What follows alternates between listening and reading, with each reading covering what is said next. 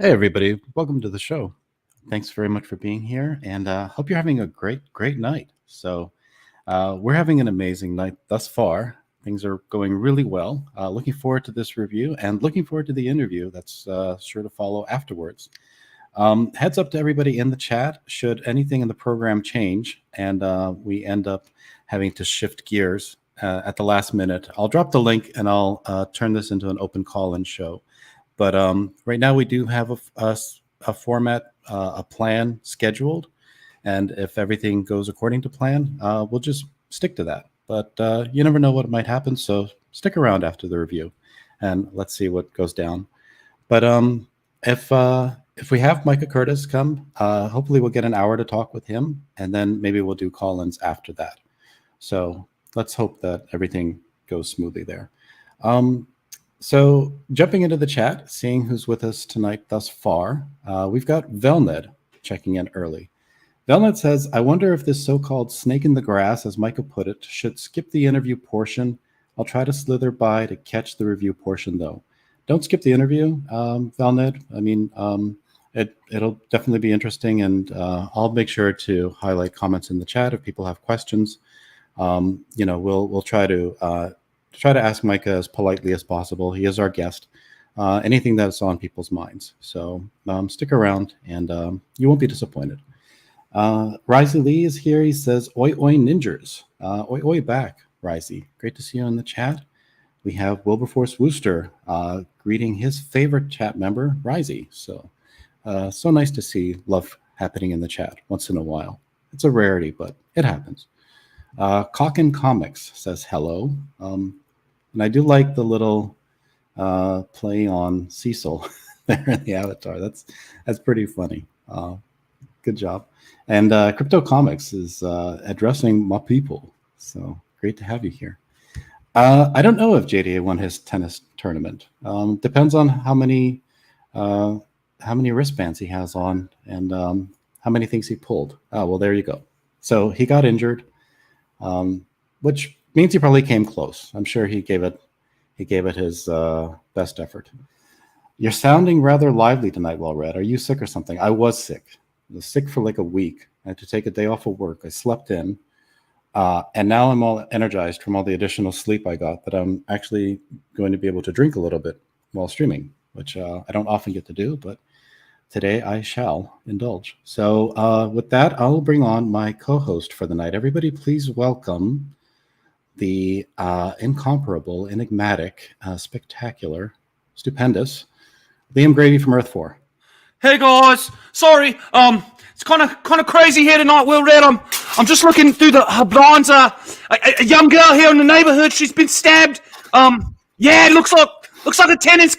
They're calling for me to come out there. Well read. You got to give me a minute, mate. I'll be right back. I've got to save a life. Okay, Liam, you saved those lives. Don't hurt yourself.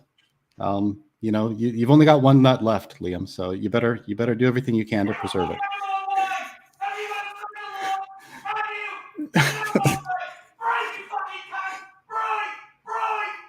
Okay, I feel like we're watching an episode of Cops where the camera got left behind. So with that, I think we'll bring on our other panelists. Risey, so hopefully you'll still be around after the review. If we end up doing an open call-in, it'd be great to talk to you. I haven't talked to you in a long time. Or if Micah comes, then hopefully we'll be able to bring you on after his appearance. So please stick around. So with that, sorry. Did everything go okay? Did you save her, Liam? No, it was too late. A young girl just died right there in my arms. But as she stared in my eyes, I saw peace come over her as I spoke to her about her soul and saving it and bringing it to heaven. And okay. I didn't know her that well, but she was like a preteen daughter to me. Well read, like a preteen daughter. Like a daughter. That's how that's supposed to go, right? I've got to wash the blood off my hands, Well read. Okay. I'll be right back. Well, while you're getting blood off, let's. I got attended the baby too. Let's get some blood on the streams. Everybody, please welcome Twitless. I think I took a wrong turn at Albuquerque or something. And of course, as always, Moonshine. Oh, Twitless is here. Yes. Yeah. Sorry. How dare you? How dare you show up for this stream? Should know better. Spirit Scars in the chat. He says, you should be honored to be streaming with such an example of heroism. Well read. I am. It's quite an honor to be on with Liam Gravy. So thank you. Well, I guess with that, let's maybe talk a little bit about what we're going to be reviewing tonight. So Flying Sparks, it's an early series from JDA. It's an example of female heroism, which we don't have a lot of books of that nature in CG, do we, Twitless? No, not much at all. Wait, sorry, what was the question? I wasn't paying attention. Female superheroics. Can you think of any books in CG? You know what? I am cover that genre. I'm drawing a blank. Yeah. Can't think of anything. I'm straining. Is there one? Especially of a blonde-haired superheroine. I can't think of anybody who has a book like that. Well, there is Omega Girl, right? Omega Girl. Oh, that sounds like an awesome book. It sounds like something that should have been reviewed already, like 6 months ago on this show. I'm trying. I'm working to schedule people. Okay. It's not always easy. It's a challenge. I mean, it's really hard to get Twitless on for an interview. So yeah, I know. He's so inaccessible. Yeah, I mean, it's pulling teeth getting Twitless here. Sorry, guys. I'm back. Spirit Scar thought you were going to say Peregrine. Oh, yeah, and then there's Peregrine. I forgot about that, too. Wow. It's actually and there's this book that, makes hundreds of thousands of dollars called Common America. Never heard of it. Yeah. Oh. Or its author, Tim Lim. I'm making a book about John De La Rose. It's called Common American. Yeah, there's a real drought in female heroines in CG, so... in indie comics, at least. Oh, well. We need a lot more women on heroin. They'd probably stick around longer. Oh, the Quaff thinks you should review Shotgun Samurai for the 3rd time. Well, if you keep releasing new endings every time, Quaff, maybe we will. So, how many additional pages will there be to Shotgun Samurai in the next campaign? Okay, with that, let's maybe take a gander at tonight's book. So we have Flying Sparks by John De La Rose. So it has a John Malin cover. Yeah, it's pretty good looking. I mean, just my first impression. Kind of flat for a Malin cover, I'd say. But I'm sorry, there is nothing flat about what's on screen right now. Yeah, she's got some big melon heavies there. It's certainly better than the other cover because she's got the potato sack thing going on. Malin likes them with the milk-filled udders. I don't know. I will say the second cover doesn't make her look quite as top heavy. If you she cut looks off like the trans head, in the second cover, mate. If you cut off her head, you wouldn't know that's a woman, though. Yeah, I was thinking the same thing. There's just some trans women are women. Oh my gosh. There's some serious upper chest stuff going on there. But she works out a lot, mate. Like China from the WWE. Remember her? Have you ever worn superhero spandex? It sometimes puts pressure in different places. And so you're saying it's kind of pushing the boobs out, unfortunately. I mean, there's certain consequences when you're wearing certain kind of skin tight bodysuits. Not that I have a lot of experience with this personally. At the nightclubs never mind. Yeah. I agree with Phil that the Malin cover. Well, I don't know if I agree, but the Malin cover is definitely better. Malin cover is appealing. I like it. So, it definitely shows her doing more with her shock stick. So, what is Flying Sparks about? Tell us about the shock sticks and all the things. Well, basically, it's like this, guys. Really, John De La Rose stole this idea from the Liam verse. This is one of the many ideas he's stolen from Liam. The truth is, this book originally, what she would do is she would jab someone with the shock stick, and it would cause them to have instant defecation, and they would spray and go flying through the air. And it was called Flying Shots originally. Flying Shots. John stole it, changed it, made it more mainstream, so he could try to sell it to Disney. That's pretty much it. But I thought Marvel John was De La good Rose is now. known for his long history of working with mainstream corporations. He's trying to get in there, right? It's like reverse psychology, mate. So it was originally about scatology, right? Heroics involving... Originally, yeah, mate, yeah. Yeah, I see. Everybody Loves Cthulhu says, I'm with Liam Gravy is on as... Oh, I'm glad Liam Gravy is on as the fact checker about men and women. Words are hard when they get more than 4 letters, huh, Well Read? Yeah, I am still recovering from a cold. Really bad one. But Right. A cold COVID. Yeah, exactly. I mean, who knows nowadays? I mean, not to feed the conspiracy theory here, but the credit says story by John De La Rose, but it does not say writer. So maybe he did steal this wholeheartedly from the Liam verse. Well, there's I don't no know. writer. The maybe the artist just colored the letters and words formed. It's a miracle. Well, going through the pages, it does seem pretty story heavy. Like there's lots of exposition here. So, how does it read? Is it a fast? It reads in English. So that's kind of how it reads. I would say it's a little slow. I mean, it's not just pointless exposition from some narrator off in space. It's really her thoughts. So it's like her thoughts that she's fighting. It moves quickly. Yeah, I never felt bogged down. This is not Alan Moore where it's like you're going to be spending 30 minutes on this page because you have to read like a chapter of a novel that he's written. Strangely enough, even though I didn't like this as much, it kind of reads like the original Amazing Spider-Man because that's really heavily relationship focused. Mm-hmm. And that's similar to this comic. So one thing I wanted to point out, because this is to kind of give a very brief pitch for this for the audience who may be interested. Flying Sparks is a superhero drama / romance kind of a story. So you get superhero adventure, you get super heroics, but it's framed around a relational drama between a superhero and what seems to be a supervillain, or at least a someone who's on the other side of the law. Yeah, and I guess it should be explained. She, as far as I can tell, Flying Sparks, or her name is Chloe. She doesn't have any superpowers. She's a gadget type superhero like Batman. She has a bunch of gadgets that someone makes for her. And she's trying to be a superhero without, as far as I can tell, she doesn't have any superpowers. Okay. What do you think about that, Liam Gravy? A woman that uses gadgets quite often. You know, my wife uses a lot of gadgets in the bedroom, mate. That's all right.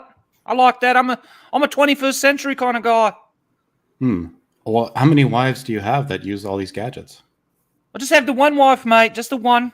You know, and she's got me. She's got Tyrone, you know. I don't know who else. We've got an open relationship like Jada and Will, right? Well, at least you never had to smack Chris Rock in the mouth. So Yeah, just me mum, mate. Just me mum. Talking shit. James A says, hello, well read, Shine, Twitless, that other guy, and all of you in chat. I hope that you're having a golden time this evening. Oh, we haven't gotten to the golden parts yet. So Well, Red's hoping for a golden shower later. Yeah. Some water sports would be nice. Okay, like what, polo? What do you mean, mate? Water volleyball?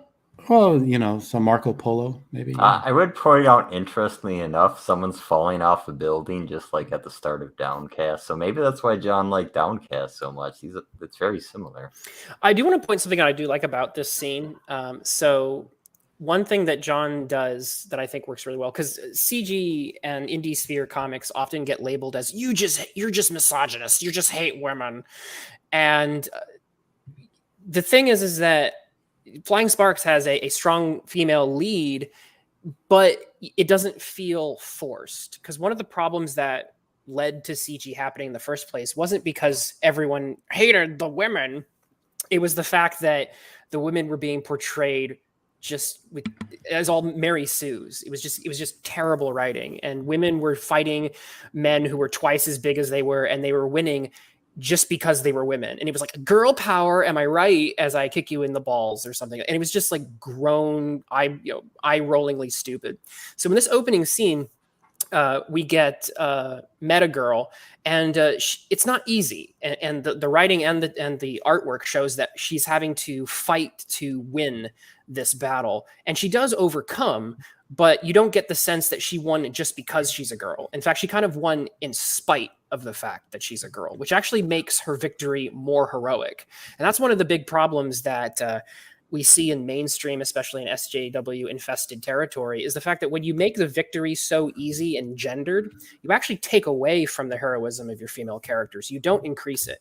And so John, in just a couple of pages, is able to have a girl win a fight, but not have you feel like you're eye-rollingly, going, oh my gosh, she won just because she's a girl and girl power.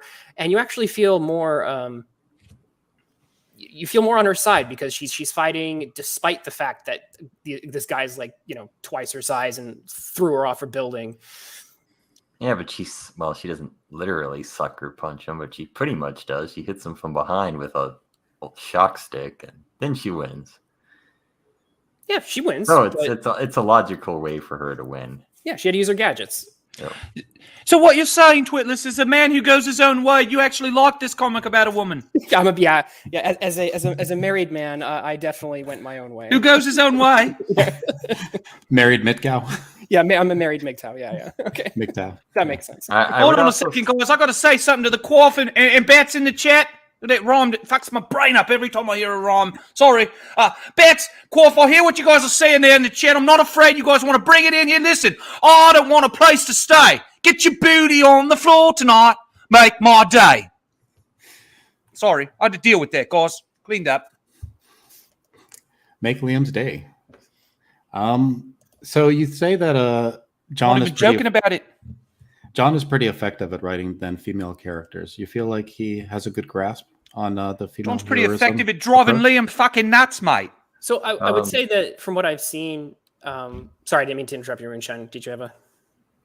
No, you go ahead. I was going to say, from what I've seen, at least when it came to portraying a female kind of action-oriented character, he wrote a character that I didn't instantly cringe at. And that's actually really high praise, considering the fact that a lot of times when I pick up a Marvel or a DC book lately and I see these like the strong whammons, it's like I cringe internally at how they're portrayed, because it's like, oh my gosh, my gender needs to be shoved in your face as I'm doing the action stuff. And it's like, just stop. And the fact that I was like, oh wow, I got through this action scene, I didn't hate the character. It was refreshing.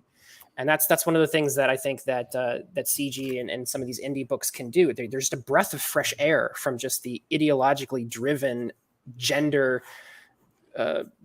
stuff down your throat storytelling. Well, so not to belabor a meme, but what about the character's motivation? Why does Are you serious? You don't like a transgender woman stuffed down your throat, Twitless? I mean, if I'm going to have something stuffed down my throat, you know what? I'm not going to answer that question. Yeah, let's just not even go there. Why does Flying Sparks do what she does? Well, her name is Meta Girl. Meta Girl. It's mostly hero worship. There are superheroes in this world, and she wants to become one, but she doesn't have superpowers. So her motivation, she's working with some scientist guy, and it doesn't seem to be too much beyond that, at least in the first issue, unless Twitless has more insight. In a lot of ways, she's the opposite of a Mary Sue, which I think, knowing what I know about John, may have been very intentional, because, there is like a Superman type character called Meta Man, and like she kind of took inspiration from him to become Meta Girl, but she has no powers. And so she has to, get tech and get an edge in order to kind of like fight at the same level as some of these, criminals. And so, like I said, her victories are more earned in a sense, in the fact that she doesn't just instantly win because she's special. Because like the problem with Mary Sue writing, right, is the fact that you have a character who, because she's usually, a special super whammon, it's like, I have all the power, and I'm just special because I just am, and the world revolves around me. And this character, at least in terms of her abilities and how she interacts with the world, is kind of the opposite of that. I think a good comparison would be Common America, because in Common America, she has almost no interest in being a superhero. She just wants to sell her clothes, but she gets power. So it's kind of the opposite side of the coin. This girl really wants to be a superhero, but she has no powers, so she's... It's kind of like me and John, right? John has no fucking power, but he wants to be a superhero like me. And me, I have all the fucking power, and all I want to do is sell my beloved children's comics. Yes, exactly like that. So Liam Gravy, who is your nemesis? You know, then if you're the superhero, You know, John Delarose was my nemesis, and then he was like a blood brother to me.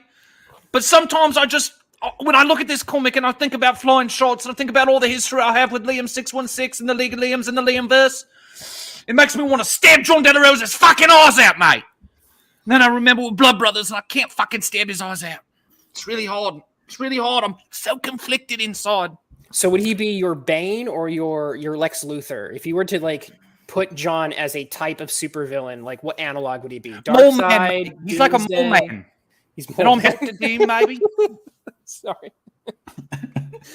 John's definitely like a mole man, like a little troll underground. Like he's gonna reach up and grab your feet and pull you down under the mud with him, and make you get in a big fist fight like good Christian brothers. First off, Mole Man, do not underestimate Mole Man. He kicked the crap out of Mr. Fantastic in that first issue.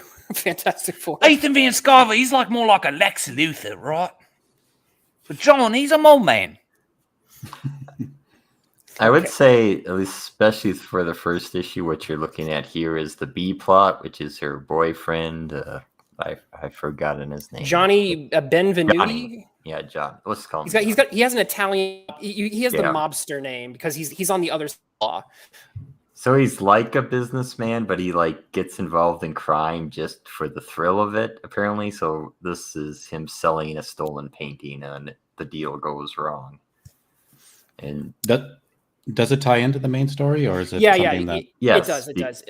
The two leads, do not know each other's identities. So they're both kind of leading secret lives while being in love with each other. And there's a overall theme that they wanted to meet up, but then he says, "Oh, I have a business dealing," and then he's thinking, "Well, she always says how did she get a black eye? Because obviously she got punched in the first scene." So they're both kind of wondering if there's a problem in the relationship, but it's both because of their secret identities, sort of thing. And this is all to set up an antagonist for Metagirl? No, it's to set up the whole like idea of the conflict being the fact that they're on opposite sides of the law, and they're also keeping secrets from each other, but they're also really in love with each other. And so the conflict, at least from the first issue, is more about what's being set up for their relationship and the drama that's going to ensue from that. It's not like, oh, we get introduced to a nemesis or anything. It's their relationship is kind of set up as being very important and parallel lives lived in secret. Mm-hmm. Yeah, that's like a conflict point, but it's not a nemesis.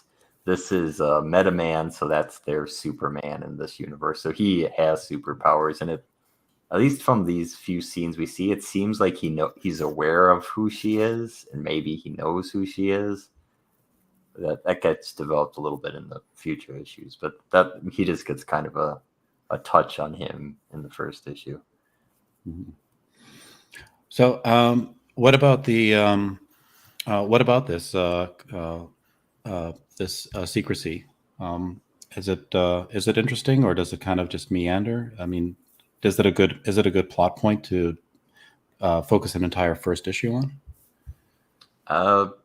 Well, I think Johnny's secret's kind of neat because it turns out he actually does have superpowers. So that's kind of the stinger near the end of this first issue. Okay, so it has a good twist at the end to kind of so give he you a has payoff. superpowers and she does not. That's kind of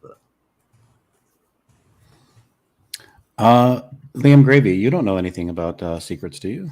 I'm sorry, I fell asleep listening to Moonless and Twitless and Moontron. Sorry. What were you saying? I don't know. Fuck. You think it sound like the brothers or something? Interchangeable, terribly dry people. I don't know. What was it? Well read. They're talking about comic books. It's one of your favorite Wonder. Oh yeah, Wonder Island. It's available. Coming soon, mate. You mean Boy Island? No. Oh, excuse me. Boy Island, Wonder Balloon. I'm I've just woken up. I'll get confused. I mean, Blunder Island's going to come out first, so your work's actually derivative of that one. Blunder Island, that's what John De La Rose is living on for messing with Liam 616, a big blunder. You know, we might think of John as the mole man, but let's face it, Liam 616, he's fucking nightmare, and he's in John De La Rose's head every evening. Raining terror. That isn't correct, James Hayes. That's a very quick summary. That would be a good description of the book. Well, but it's also one important thing to point out is that this is a part of a much longer series, and so it's the first issue is more of setting up what's going to be going on is in terms of I think the central conflict. So I don't know because I've not read the further issues yet, but I think it would be a little rushed if they were jumping that far into things in the first issue. But there is no sex. There's kissing. That's as far as you'll see. Yeah. So it's solidly PG. Story of my life for about 15 years. You're supposed to save yourself for marriage, or didn't you know? I mean, come on. But it also promotes violence. Kind of like... kind of like Von Klaus, yeah. Von Klaus, yes. See, there's violence, the Nazis. Yes, because violence is in this book. I'm sure it is therefore promoted. Yeah, that's ironclad logic. Yes. So he's punching a Nazi here, clearly. Or he's being punched here. Every time I see the word sock, I think of Dobby from Harry Potter. So this scene was a little.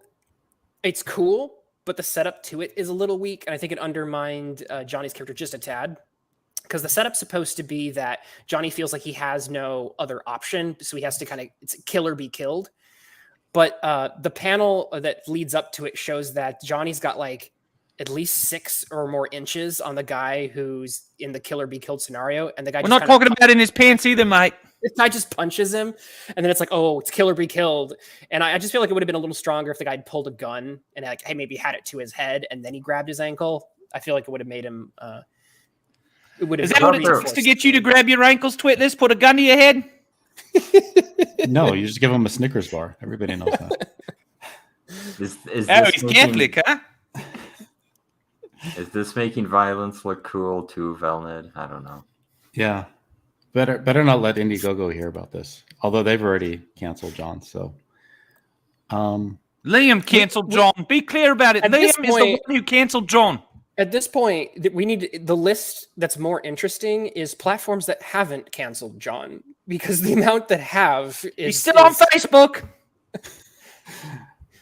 Well, I mean, obviously somebody needs to get pick up Flying Sparks Volume 5 on MySpace, available now. Right. Mark Zuckerberg needs to be notified. John is John just put up a new Vine video. That's actually something that really bothers me. We can maybe talk about that later, but how John's gotten domino hit, because they'll use his actions or the fact that he got banned on one platform to get him banned from the next 2 or 3. And it really shows a big problem with how those companies work. Because it's not about the fact that you were violated a TOS on a particular platform. It's no. Someone violated TOS on 2 platforms ago. And you violated the League of Limbs TOS, is you motherfucker. Yeah, you know what? That's the real lesson to learn here. Yeah. Is it Terms of Liam, TOL? TOL. No, it's TOO, Terms of Orange. Well, so it sounds like it sets up an interesting conflict with this dubious relationship between the couple. Both of them. Well, I mean, obviously something has to happen at some point, you'd assume. But yeah, I agree. Yeah, that's the real draw here. So there's also a little MacGuffin. He gets a crystal out of this, and they're going to develop a weapon for flying sparks out of it. So that'll be another plot point, I assume, will be involved at some point. You mentioned, though, that it was a slow read, but does the pacing pick up throughout it? There's a lot of actions panels that I'm looking at. I would say Johnny's stuff is pretty fast-paced. Flying Sparks, she's just kind of there in the first issue, I would say. You mean Metagirl? He has a couple... What? You mean Metagirl? Yeah. Yeah, okay, yeah, Metagirl. That's right. Chloe, yeah. Yeah, I'm noticing she's not in the book a whole lot. So she has this is kind of a slow part where it's like her friend and his business associate are talking to each other. This was a great part. This is one of my favorite parts of the book. Why is that, Liam Gravy? Because it was well written, mate. I had nothing funny to say right there. I genuinely liked that part of the Well, book. give us your thoughts then, Liam. Why did you think it was so well written? Because it was like a little break right in the middle of all this action and excitement. We get this cute little relationship right here. Reminds me of like how I wished it would have gone between me and Delarose when we first met, but it didn't. And that's Or why how it it has to went be with fucking you and Odie. destroyed. Or you and Odie. I mean, didn't you two have a nice little relationship? Odie treated me like that terrible fucking orange cat that used to be in the cartoon strips, mate. He treated me like terribly. Garfield? He treated you like Mondays. He hated Yeah, he you. treated me like the yellow dog treated that orange cat, mate. Well, I mean, so Liam Gravy appreciated the relationship being developed here. What did you guys think, Twitless and Moonshine? Did the tangent into Hold on, drama work? James Hayes says if you can't remember a superhero's name, then the writing failed somewhere. That's not true. Moonshine is on heroin tonight, mate. Heathcliff. Oh, that might be a good reference. Were you referring to Heathcliff? No, I'm talking about the fucking other fat cat, mate, with the yellow dog, the orange cat with the yellow dog. Story of me and everybody's life. I would say this scene is kind of what really gives you above just a superhero comic, and I think the priority is a relationship comic, a romantic comic, because this kind of stuff happens a lot. If you're into that, I guess you would like scenes like this. Sorry, Vic. What does Vic have to say? His Liam Gravy impersonation is losing quality. He's right. I feel off tonight really bad. This is true. Ouch. I felt that way all night. I think Vic, you beginning that might have worn him out, because that was peak Liam right at the start. That girl died in my arms. She died in my arms. She was like a preteen daughter to me. Well, I'm sure you'll find somebody else. You're right. 3 or 4 of them lined up out back, mate. So why is it called Flying Sparks? Because that's right, her name isn't Flying Sparks. It's Meta Girl. So I'm assuming that the title, if I were to guess, I would say that, and again, John can feel free to correct me if I'm wrong, but if I were to hazard a guess, it might have to do with the idea that this is a superhero romance, and it's like so sparks. It's the sparks between the two, Johnny and Chloe. Yeah, sparks fly between like the two characters who shouldn't be together and play off each other. So that's how I took it. So it's really, great. it isn't a book about Chloe. It's about Chloe and Johnny. They are the two protagonists. I guess. Yeah, that's how I interpret it. Mm-hmm. John's got like the intellect of Doctor Doom mixed with the demeanor of Mole Man. Well, who's the audience for this? Is it Liam Gravy and Odie? I mean, mainly white people. Have you not met John Delarose? He likes it to give white people things. No, he's Hispanic. Yeah, but he's the creator of the Ethnoverse. Hispanic I just means Spaniard, mate. That's in Europe too. They're just trying to trick everybody so they can fit in for some of their free government handouts. I think it means speaking Spanish, not Spaniard. But And Drake brings up a good point. They both have kind of shock or electric kind of powers, so that's good. that's true. That's important. This is the most fucking terrifying avatar I've ever seen in my life. I think if you like Common America, this would probably be appealing to you. Although this, I think if you are a common American, this would be appealing to you. This seems like it actually focuses on relationships more than Tim Lim is doing that, because Common America doesn't really get involved with anyone too much, although I guess there's some hints. Well, so is this then John's take on Common America? Well, I think this came out before. I think they were very close, actually. I think. Interesting. This is more adult, I would say, because it actually, she has a relationship and they're doing adult things, where Common America, it's like she's just out of college. So I guess this is maybe more geared to a higher, older audience than Common America would be. Well, we didn't touch on the art a whole lot. He only mentions that Flying Sparks was out first. Okay. His name's Jethro Morales, I believe. The artist, he left John high and dry, if I'm not mistaken. I mean, was it competent throughout the issue, or does it improve with the later issues? Not that we're touching on those tonight. It doesn't matter. You can take a pill for that now, mate. Just I springs think right up. It's competent. I wouldn't say it ever is bad. Competent. I think it's kind of simplistic at times. Does John It's sit with minimalist, not like as minimalist as Narwhal, but you know, more. Does he See, sit, so does he sit the- with his artists and mentor them? Oh jeez. I don't think so. From what I know of John, I don't think he puts them through boot camp and I think he hires an artist and tells him what he wants, and then they give him something, and he either says, "Yes, I want this," or "No, go back." I You think know, that's- enough speculation. unheard I of. can answer this question, guys. I happen to know the man very well, very personally. He's been like a blood brother to me. What John likes to do is he likes to have them set up the Zoom. They just turn it on. They leave it running 24 hours a day so he can check in on them. I know that's what he did with Jethro Chan.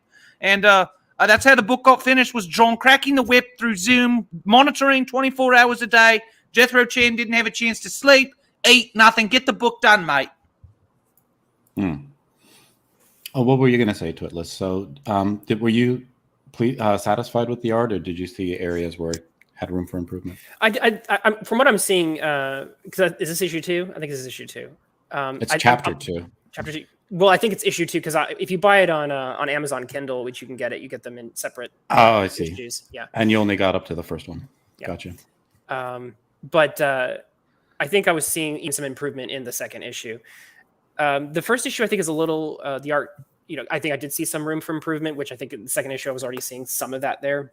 But one thing I definitely have to point out is the fact that there are mainstream books that have far worse art and get like top tier money from Marvel and DC. So the fact that people like us, indie artists and our indie creators, can get pretty close to mainstream or even surpass it, I think is also a very important point to observe here. This isn't your underground comics where the artwork is purposely drawn crude or crude because you were dealing with really rudimentary amateurs. Yeah, I would say there's definitely Marvel comics that look worse than this, but this is a good scene. Like if you look in the background, it's very simplistic. I mean, it's obviously character focused, so that makes sense. But there's good facial expressions, but it's kind of, unless you care about this romance, it's kind of. But even in the first issue, like if you go back to that shot, the splash page of the guy using his electric powers, you got a pretty good angle there. Yeah, that's a good page. There are good panels and pages. Yes. I just want to make it clear to Vic in the chat. The reason that Liam 616 talks slow is because he's mildly retarded, mate. I'm from Earth 4. I have a great high intellect, as well read knows. That's why he has me on the strings instead of Liam 616. Yes, Sorry. we found the perfect clone. Some filthy Mexican in the chat's talking bad about me. I'm guessing you're talking about Vic. Right. He's the only one we know that doesn't shower. I'm not sure about him being Mexican. Right. I think he is, mate. No, I think he's I'm going to pretend he is. I think he's a Spaniard. Coloring, Another one of them lettering. out there Montoya types, eh? The coloring was solid. Coloring was definitely solid. I would say the lettering is kind of hard to read in the digital, but it might look better in the physical. I'm looking at it, and to me, it seems like the backgrounds are a little bit bland. But I mean, right here, wouldn't it be great if she was just spraying him with diarrhea instead, and it was flying shots? I mean, that's a fun image. I mean, it's a pretty simplistic in terms of lines, but the design is very solid. It's a good shot. Yeah. And again, another point I have to make is that this is issue 1. Issue 1's, I had ran into similar issues with my first issue 1 with the Omega Girl. Like issue 1s are difficult to land. And if you think about even your favorite television shows, like go back to the pilot episode of a television show. Like it's not necessarily that the first episode of the first issue has to be like the most polished. It needs to sell you on the concept, because all the other things, whether it's tweaking the writing or tweaking the art, those things can grow over time. Someone in chat was mentioning that was it Jethro, his art kind of like grows with every single issue. So like these things can grow over time, and they often do. So I think it's important for us not to be overly harsh with like a first 20 pages that's often meant to kind of set up the series as a whole. Right. Well, so how did you feel as a first issue? I mean, would you rate it highly, and something that would interest you to come back for more? It sets up an interesting concept. It sets up a superhero romance, which, you know, it's got some interesting layers to it. With them, you know, hiding, you know, their secret lives from each other and being on opposite sides. It's not just, oh, they're both superheroes and they're hiding it from each other. It's one of them's a superhero, one of them is a, you know, just shy of being potentially a super villain. He's a super crook at the very least. And but they both like are really attracted to each other. They have those flying sparks, TM, and if you think about the dearth of really quality superhero romance that we get in mainstream books, I mean, it's fulfilling a niche that should definitely be filled. ID Crisis points out Mr. and Mrs. Smith. Yeah, that's a good comparison. Yeah, good comparison. Yeah. What did you think, Liam Gravy? Did you enjoy this first issue? No, I'm just waiting to talk shit to people in the chat, mate. I haven't even stopped paying attention to the book fucking 5 minutes ago, mate. You don't like comic books, do you, Liam? I like comic books. I just write them better than Delarose, mate. Boy Island, Wonder Balloon. They're way better. What did you think, Moonshine? Was this a good establishing issue? And are you looking forward to more? I don't think I can find any major faults with it, but it was a little dry, and a romance comic isn't really going to appeal to me. You have read the other issues, though. Yeah. Would you like to give us just a little preview of what your thoughts are, how the series progresses? It definitely gets more action oriented, if that makes you more likely to read it, I guess. I mean, there's further development because he obviously stole something by killing a guy, so that plot gets further along with Johnny. Chloe doesn't. I mean, she fights more, but her plot kind of is static as far as I can tell for the first 3 issues. But. All right. Also, it sounds like Twitless, you do want more. Moonshine, you feel like it made appropriate adjustments, and Liam is just upset that he wasn't featured in this comic. Vic thinks that Bill Cosby put something in my pudding, and that is just outrageous. I don't know what the hell that was. Well, it was terribly racist, is what it was. It's just disavow. Read Vic's chat. Terribly racist and sexist. You think that impression was good? You should see his impression of Harvey Weinstein. You should wait until I highlight the chats before doing impressions. I can picture Twitless having a meeting with Bill Cosby to pitch something. Twitless rambling and Bill just nodding, yeah, and sprinkling some powder in his drinks. That's how that would go. Yeah, Vic's I have no idea what Vic's chats are doing today, but I imagine you meeting Bill Cosby and like keep moving your drink closer to him and turning your head and winking and nodding, and Bill just like, do I pity him? Should I? Yeah. Twitless would love a nice fresh pudding pop in his mouth. Just slander. All right. Well, hopefully we can come back to this series and talk about issues 2 and 3, and maybe Cosmic Warrior as well. That was something that we had discussed possibly doing. But now is the time that we had an interview scheduled, and I'm hoping that the person is just a little bit late. Although I did not receive a confirmation today, so maybe they had a change. I don't think he's going to show up. Well, I don't want to disparage Micah at all. He did say he would. Oh, and speak of the devil, here he appears, Micah Curtis. Hello. Hey, Micah. Thank you for being here. It's great to have you. My pleasure. Awesome. Yeah, so we wanted to catch up because there's been a lot of mention of you possibly coming back into the CG circles, and we're happy to encourage that, making that happen as much as we can. So we thought this would be a great way to check in on you and just see how things have been going, and talk about your projects, and see if coming back onto the CG platforms is something that you're interested in pursuing. I know you've always been CG. It's not that I'm saying you aren't, but maybe the broader CG channels that are available out there. So yeah, how have things been going with your campaigns? Have you been successfully fulfilling and funding, and how are How are your Yeah. comics doing? Things have been going pretty well. Could they be better, of course, but I think that's true of everything. But Inglewood Book 2, the first run that we had on Indiegogo, I ended up canceling it just because we actually didn't have all of the domestics out in for 3 Nights Part 1 yet. And it was basically life stuff got in the way for my business partner who handles like the back end, like all the shipping stuff for me. And I just said, okay, let's come back to this later. And when we did come back to it, we got funded. It's sitting at $13,595, 191 backers.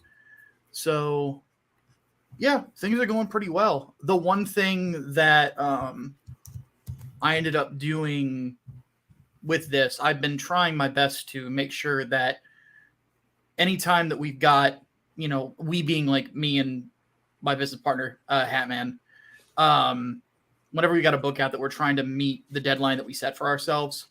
So one thing that we did, because Brian, our main artist, had some family issues come up and he had to take on more day job stuff. I brought in a second artist, a second penciler to work on the book. So with this book, we've got Brian Martinez, who did the first issue. And then we've got Rafael Cistrani, who a lot of people might not know, but he did a small book called Murder Weapon that I can't remember the name of the guy who wrote that one. But I saw Rafael's art through that. I'm like, oh, yeah, I want to work with this guy. And then, of course, the colorist Armand Strange is working on art doing both. So yeah, Okay. things are going pretty well, So Inglewood, is that one of your more well-received series? Did the first book do well? And you were hoping that with a follow-up that you'd be able to capitalize on that original audience? Yeah, definitely. Because like that was, I'm trying to think. That was that when that book when I was first promoting it, it was one of those books that was getting promoted around the same time as when Monster MD, Shinobi Sasquatch, Door Kickers. I'm trying to think of all the guys that were on Ethan's show with me around that same time. But you guys will probably know the time frame. It was after Doug and Mike had just left, or were like out the door, basically. Right. There was Winger was around too. Right. That's what I was thinking of. Yeah. There was that Irish guy, Carl O'Rowe. I think he was also on at that time. Adam What happened Post. to him? I don't know. Like, I don't think his book ever fulfilled, but I haven't seen him around in ages either. So. No, that's sad. He's a very talented guy, but he was like way behind on stuff. I think Carl decided to almost redraw his entire book. And so I think it's like near completion now. That's what slowed it down. Good Lord. Because when he got to the end, he's like, my art's so much better. I don't want the beginning to look worse. So that slowed it down, I think. Yeah. I mean, that feels like something Narwhal did also with Earthbound.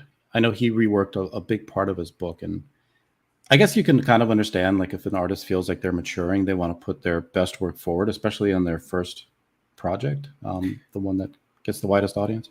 Yeah, I would agree with that. I mean, oddly enough, Inglewood's not the first comic I wrote. The first comic I actually wrote has not even been published yet, oddly enough. But like that one, yeah, I've rewritten. So like I can understand it. It's the downside is it's like as an artist, if you're like, well, I want to redo 30 pages, assuming that 2 pages, takes you 8 hours, like that's a full work day. Like that's going to take you time and then that's more time that the customer has to wait to get their book, so you got to balance that out. So I can understand the sentiment, but I don't know if it's necessarily the wisest thing business-wise. But that's just my perspective. So how do you see your writing approach changing as you're developing more series? Did you see things that you were doing in Inglewood 2 that you felt were significantly better than what you did in some of your earlier work? Yeah, definitely. There were some things, I tried to listen to as much criticism about the first issue of Inglewood as possible to kind of see, it's like, okay, this works, this doesn't work, this needs to be tightened up, the pace needs to be a little bit more even. The one guy that I think probably gave, or at least had my favorite take on it, I guess, that gave me like really good constructive criticism was why am I forgetting his name? One of the two Aussies that doesn't hate my guts right now. Bancroft Not or me, Rob Micah. Arnett? I can't fucking stand you. You want to get back into comics, gate? You got to go through me, mate. Sick of these softball questions, well, rather asking the hard questions. Micah Curtis, first, your main character is an African American. Do you imagine yourself as a beautiful black man ever when you're beating another man's ass? Sorry. Have you ever donned blackface and had like race play in the bedroom and made love to a beautiful woman while pretending you're a beautiful African man? Oh, well, I mean, I think that's probably deeper than any man wants to go. But Finatra's pointing out It's deep. Ask the ladies. Clayton Barton is probably who you're thinking of. No, not Clayton. Kemosabe. Okay. Yeah, Chemo did a really good review of it. That really kind of made me realize, okay, like even though I had made certain creative decisions for a reason, there's tweaking I could have done here and there, and little bits of dialogue that could be tightened up, stuff like that. So Good. Okay. I'm glad to hear that the reviews helped that much. I mean, I'm always hopeful that the reviews we do here, they're well received and people use them as constructive criticism. Maybe you should change the name of the channel to well received reviews. Yes, I hope so. I hope they are well received. What did make you decide to focus on an African American hero for your series? Was there any particular motivation, or did you just randomly decide that would be an interesting protagonist? it just made more sense because of the location. So for those who don't know, Inglewood, as in starts with an E, is one of the neighborhoods in Chicago. And it's been notorious for being one of the more violent and one of the more damaged by gangs throughout the years. That's one of the areas of town that people just avoid. So not you, Micah Curtis. You're fucking tough, and you fight them, don't you? You go down there and get in fight with them? No, I would. After this, I don't want to get any more scuffles. What happened there, mate? What happened? Broken finger. Was it Delarose? No. Did you get into a real fight? Is that what happened? Just a slight scuffle. Oh, gentleman's rambunctious 10-year-old named Vivian. Gentleman's disagreement. Yes, we'll put it that way. So yeah, nothing too crazy. Well, was it a fucking thumb around with war? the accuser, weren't you, mate? Was it a thumb war gone bad? Well, I'd be well. Shit, if it's a thumb war gone bad, I definitely had the wrong finger. Maybe that was the problem. That I was gonna say that's Yeah. probably the problem because that's the sneaky cheaty move when you're using the other fingers in a thumb war. did he cheat first? Is that what happened? And you just had to meet the ante there. Yeah, it turned into an impromptu grappling match afterwards, and just so. well, always bet on the sleeveless guy whenever there's a fight. So you just wanted to have a superhero from the ghetto, essentially. Well, yeah, somebody. It made sense for the hero to be African American because when I first conceptualized the book, the idea was that I wanted the guy to be an MMA champion because I wanted to kind of modernize the approach to a street level hero. Because most street level heroes you see are martial arts experts: Daredevil, Batman, Iron Fist, Shang-Chi, Liam Gravy. And they basically are like, I thought to myself, what's the modern day equivalent of one of these kind of guys that's going to know a bunch of martial arts? It's a mixed martial artist. They're going to know boxing, Muay Thai, Brazilian Jiu-Jitsu, both Greco-Roman and freestyle wrestling, some people judo, so on and so forth. So that's a ton of martial arts knowledge in one dude. Right, So- and he's black, so he knows where to get a bag of weed, too. That's fucking great. Jesus Christ. Yeah, they teach them all the stereotypes there in Australia, I think. Oh, of course. Yeah. But so I said to myself, I'm like, if I used him as a mixed martial arts champion, like he's the number one guy, Make him a heavyweight because heavyweights tend to make huge bank in combat sports. And I'm like, so that solves a couple of problems right out of the gate. Gives him wealth, so that can be used as a resource in the writing, and it gives him all of those skills.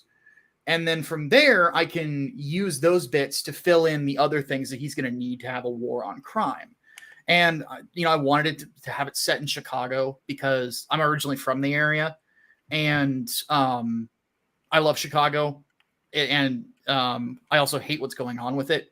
So I said, why not have that sort of I thought to myself, like, what would his ethnicity be if it's all of those things? If he's from Chicago, if he's lived there all of his life, it would make more sense for him to be African American than anything.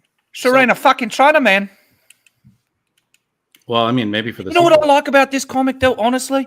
Even though he's fighting criminals, he still is compassionate and concerned about spreading COVID and wears his mask to make sure he can't spread it. I think that's fantastic. That is true. Oh, goodness. Yeah. There'll have to be an issue where they address the vax in some manner. I don't know if I'm going to do that.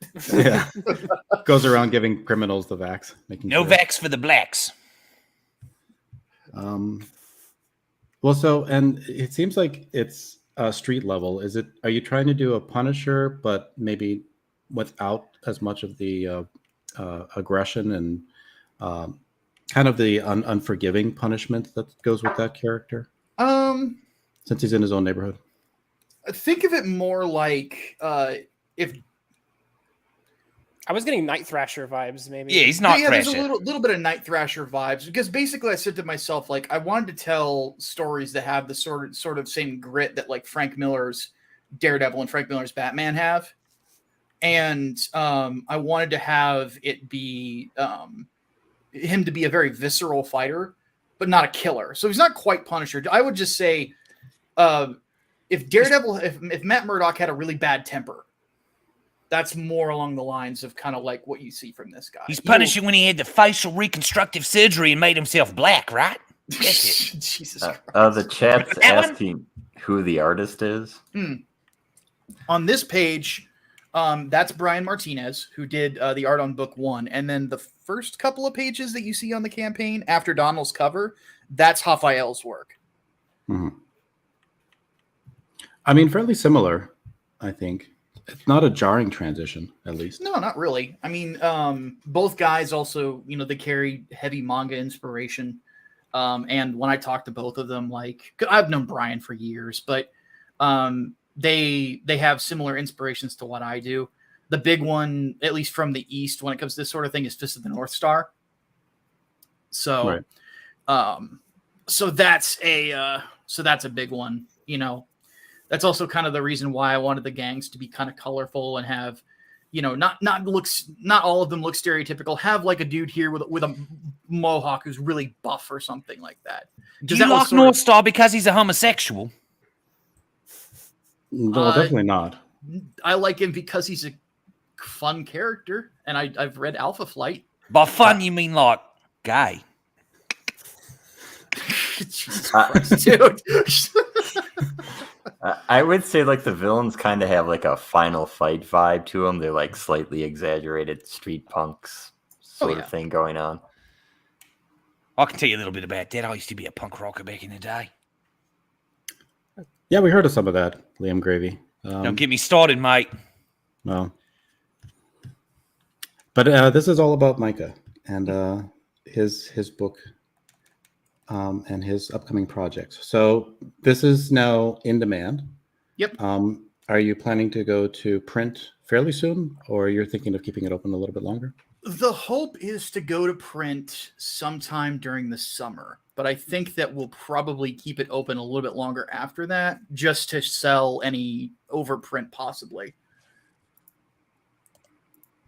Because now, how inspired are you, Micah, by your grandfather's robust line of films that he was in when he was younger? My grandfather was in films? You are the grandson of that beloved Three Stooge Curly, are you not? No. Any similarities are not genetic, I assure you. I was fooled. It was Della Rose. He told me that. He's a fucking liar. I did love there's- Curly though. He was my favorite of the Three Stooges. He was the There's- best, right? Like you, Micah Curtis, the best. My favorite black man, Micah Curtis. Just strange racial. Moonshine, did you have a question? Peregrine, I was going to mention, who we mentioned earlier, comparing Flying Sparks to the female superheroes. Yep. They're about. Yep, that poster right there, oddly enough, is what made me want to have Raphael work on the book when Brian was having, personal issues come up. I'm like, this guy's art is just tremendous. So why not bring him onto this book? He's also going to do me and the graded team. We're going to actually do a full crossover comic. It's already scripted and everything. And he's going to actually do the art for that. And then Armand, the colorist on this book, will be coloring it. Fucking hell, this is like earlier tonight, boys. Oh, that's What I an look like laying interesting- there, except I had a girl in my arms. That's an interesting layout for that print there.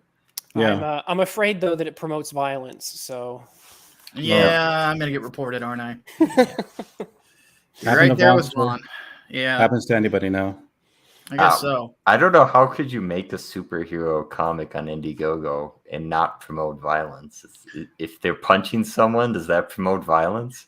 I know. It's like, it reminds me of that one line from the movie Aliens. What are we supposed to use? Harsh language?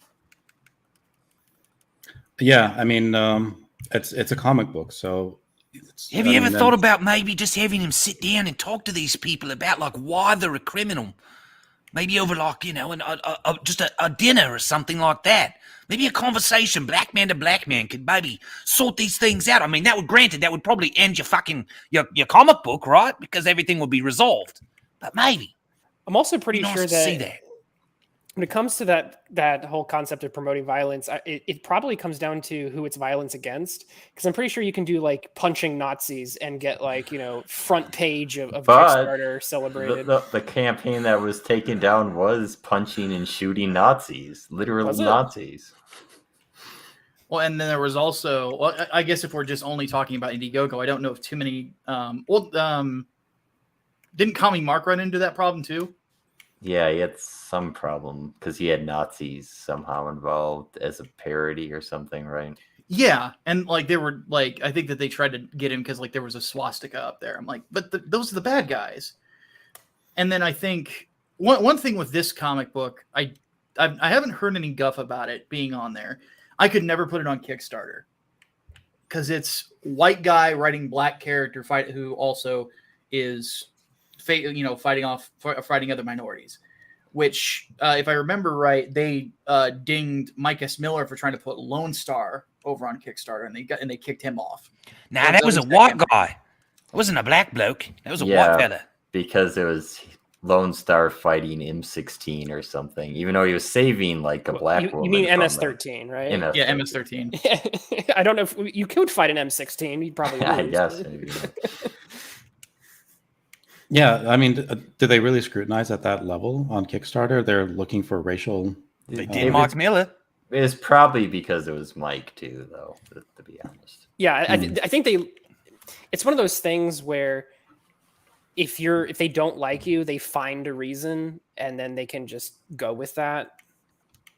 Did they watch that stream where he drew with his feet, and that was it? They just closed the door after that. It was the kumquats. It was the kumquats, of course. Yeah, never steal a man's kumquats. No, never. I don't know. Like I thought they had white writers doing black characters. I mean, they had Todd McFarlane crowdfund his Spawn figure. Yeah. Well, again, it's not that the rules are applied consistently. Equally. Yeah, Right. Because Brian Michael Bendis, gets away with it because he has the right politics. That's true. I see. And I think with Todd, like, also the other thing would be like, you can kick off Mike S. Miller, and no offense to Mike, well, not for this anyway. And you're not going to get much negative press. If they kicked off Todd McFarlane for a character that's legitimately one of the most popular comic book characters of all time, possibly the most popular of the 90s, I think it'd be hard to argue, but like you would be in huge trouble, or like you would suddenly less people are going to come to you to list their comics, you know. So Yeah. It's like from a PR standpoint, it's more safe to get rid of the Republican guy because you know the media is gonna slam him with you. So, Is that a banner that you wear? Like, are you known as being a Republican? You think broadly that Kickstarter would be able to glean that? Just I guess I think they watching would your probably stream or- use the fact that I used to write for RT against me. Okay. And yeah, that I am a conservative guy, you know. Because I've written, pro-Trump articles and stuff like that, so they would probably. Mark, is it hard roast being me a black alive. conservative? Not really. All you have to do is just identify it. You don't actually have to. Can I tell you guys a joke? legitimately. I have a great joke. What do you call yeah. a happy black man? A Republican. I don't. Oh, that's actually a pretty good one. Thank you, Liam. You're welcome. mate. Spirit Scar is pointing out how naive I am, believing that Kickstarter doesn't scrutinize their creators at that level. But thankfully, Twitless is here to bring me back to reality. I'm just keeping it real. I didn't realize that they're actually. I mean, we know now Indiegogo does go into their creators' bios. Kickstarter, it sounded like they were trying to get back on the right track. They got rid of that one employee that was canceling a lot of projects. Yeah. Well, all of these platforms, or at least somewhat aware of, at least when it's brought to their attention, they're at least somewhat aware of behavior on other platforms.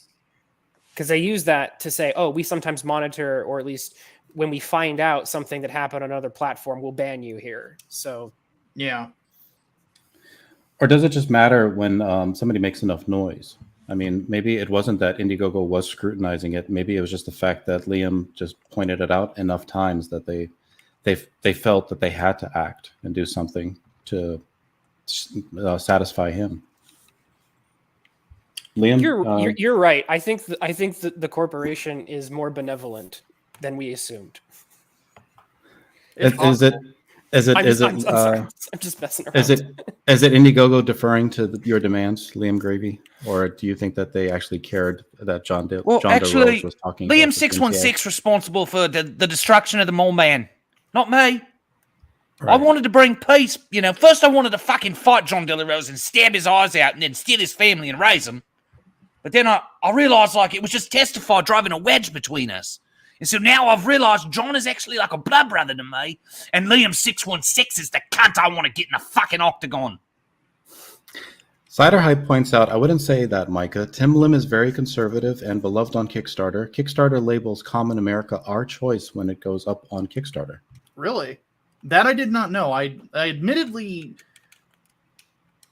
there might be some holes in my perception just because I kind of wrote off Kickstarter after the whole Jawbreakers thing, and I only hear certain bits of it. So I mean, maybe after they got rid of that one crazy lady, things have changed.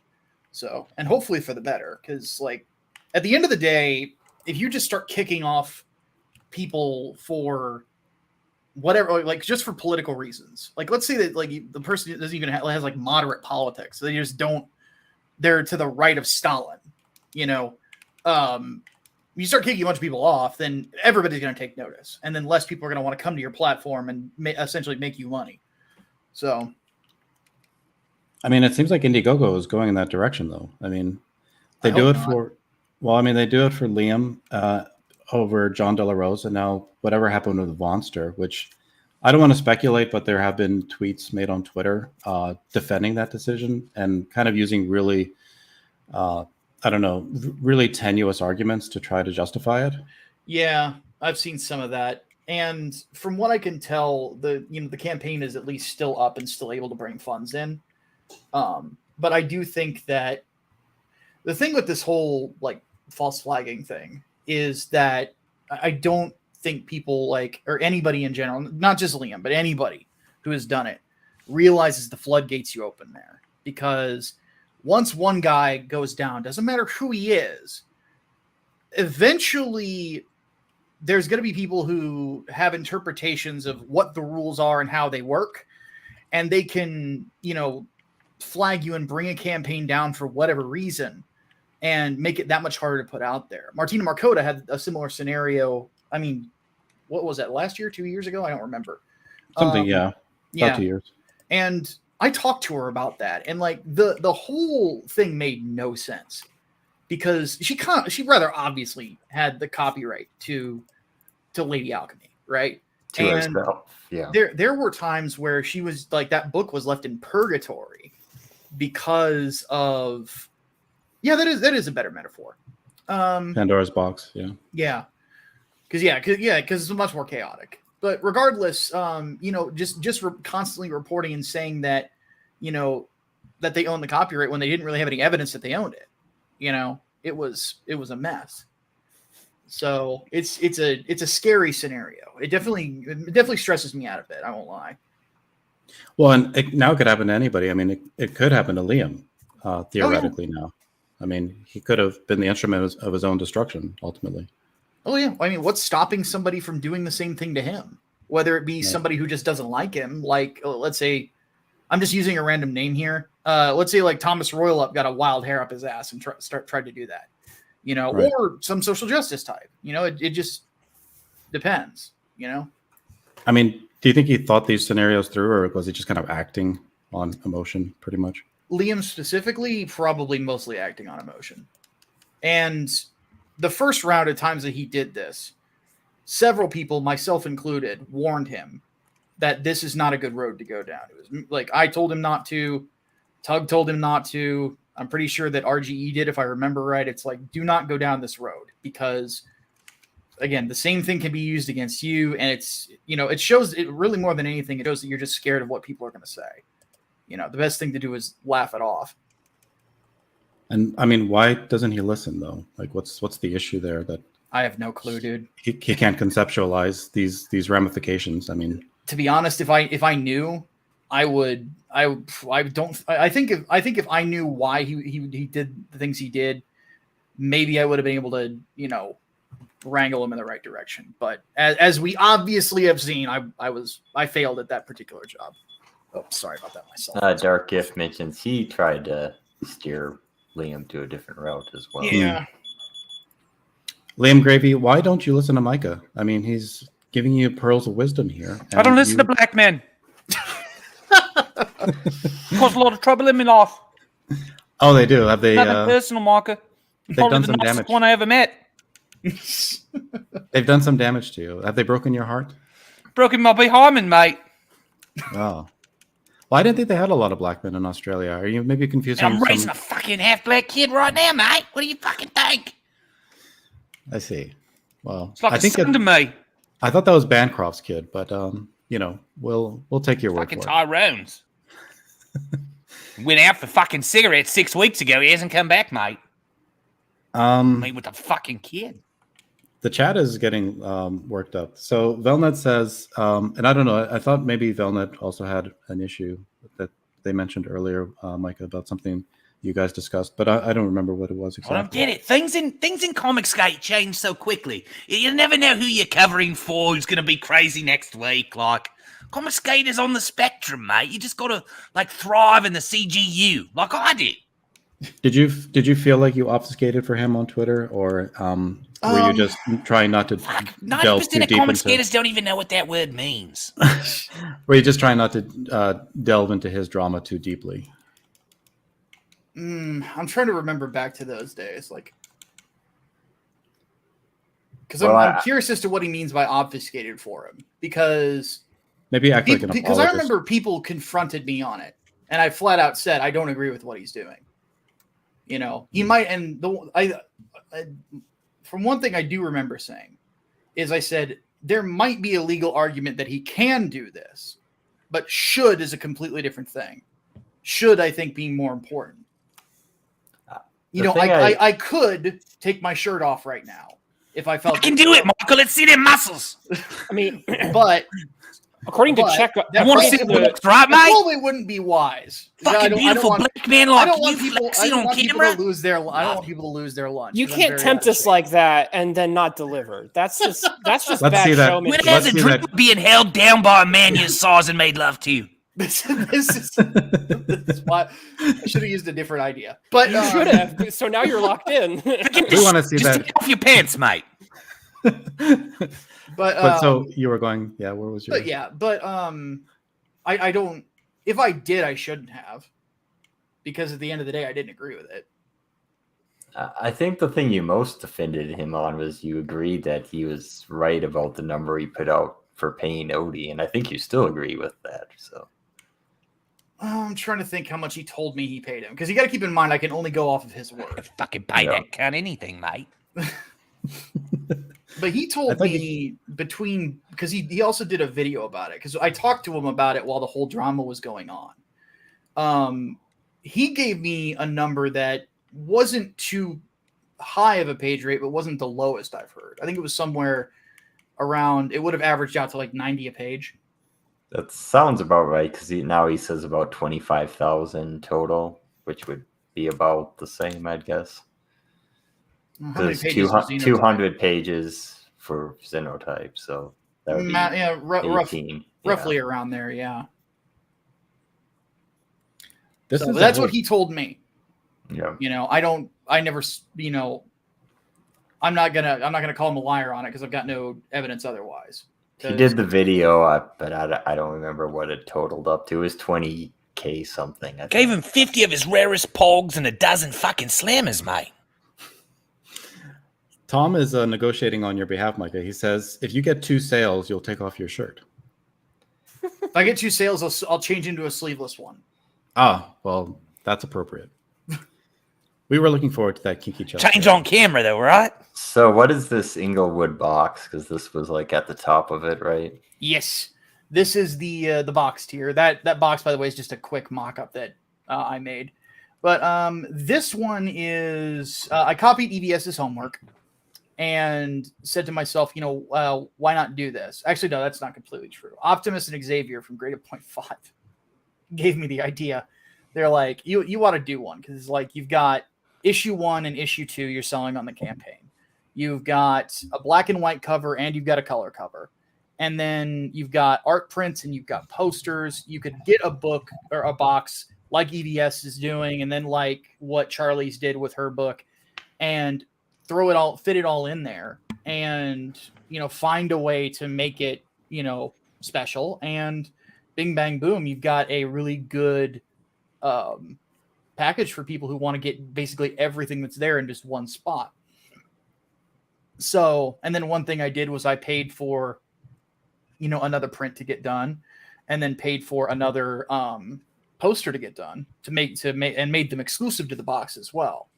So yeah. And then what I'm going to do is when time comes to fulfill, my business partner's building that he uses to fulfill everything is out in North Carolina. So I'll fly out there, and then I will be airbrushing the Cross and Inglewood logo on each of the boxes to kind of give it more of like a graffiti-ish look, basically. Listen, what we really want to see is you airbrushing your nude body, Micah.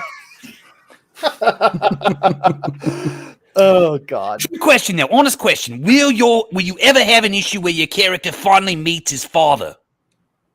He sees his father in this book. Unfucking believable. There is one. Oh God! John Doloro said, sup, Micah. Hi, John. Don't trust the fucking mole man, Micah. He's here to fucking drive a wedge between us. Oh God! We're tight now. John, you're out, mate. I don't want anything to do with you anymore.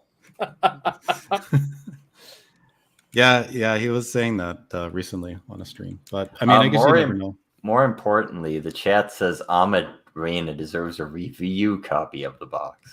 Yeah, Nope. Ahmed is begging. So Nope. John says box looks cool. Airbrushing yourself is a nice touch. So John is clearly a fan of Naked Man airbrushing. There was another image you shared with me. Is it okay if I bring that up? I hope Absolutely. it's a dick pic. Well, no, I don't share those publicly. Those are just for my private stash. But this is, I guess, for an upcoming project, right? Yes. 3 Nights Part 2. Holy crap, that looks fucking phenomenal, mate. Yeah, exactly.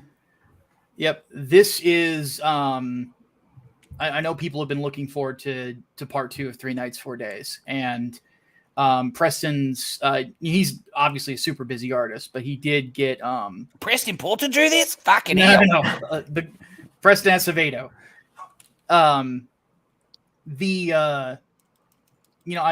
We've been looking forward to getting, doing the second book, and he managed to get some more of the pages done. And this was just one that I wanted to bring up as a preview for what we're going to be doing with it. So I'm pretty psyched. It's a how to best describe it. So how, like, with Kill Bill 1 and 2,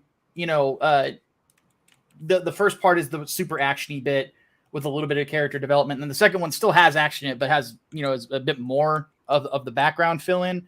That's basically what 3 Nights Part 2 is going to be. It's still going to have like the grisly violence and insanity that book 1 had, but it's also going to have a lot more of the character background, a lot more discussion about what's going on and things along those lines, and how all this insanity came to be. I think where Kill Bill, he wanted to do a Hong Kong action flick for the first one, and then the second one he did a spaghetti western, and then you get like way more introspective kind of character focus and those kinds of features. So definitely the format for it. But what about these character designs? So you're hoping to do a lot more character development, but what about these antagonists? Like, it seems like you got some amazing villains also planned for that story. We revealed the antagonist of the first of the whole story at the very end of the first book. She's not on this page I sent you, but she goes by, or her title is the Midnight Witch, and basically she has found a way to bring demons from the planes of hell physically to Earth. And this is one of the ones that we've come up with. And the basic idea that I had for the universe, because this actually takes place in the same universe as Inglewood, believe it or not. The idea that I had was, I liked the idea of, if nightmares that we have are basically the idea that demons like would feed off of negative emotion and things like that. And that they would pick their form based on the nightmares of human beings. So I just wanted to make them as nightmarish as possible. So this one, my nickname for him is the Pained Man. Because if you look closely, he's got those spikes driven through his arms. In other panels you'll see with him is like his armor is basically like bolted into his flesh. His nose has been cut off. He has no eyelids. He has no lips. That's all been cut off, over time. So yeah, that was sort of the way we wanted to go with it. We wanted to have sort of like Kentaro Miura meet, who did Berserk, meets Clive Barker was sort of what I was thinking when it came to this sort of thing. And, if you want monsters done, Preston Acevedo is the guy to talk to, because holy shit, he's good at it. If you want to learn how to take a dildo in your bumhole, though, Preston Porter's the guy to talk to. Well, maybe you can share his number with us a little bit later, Liam. I can, mate. I got it in my phone right here if you want it. I'm sure it's on speed dial.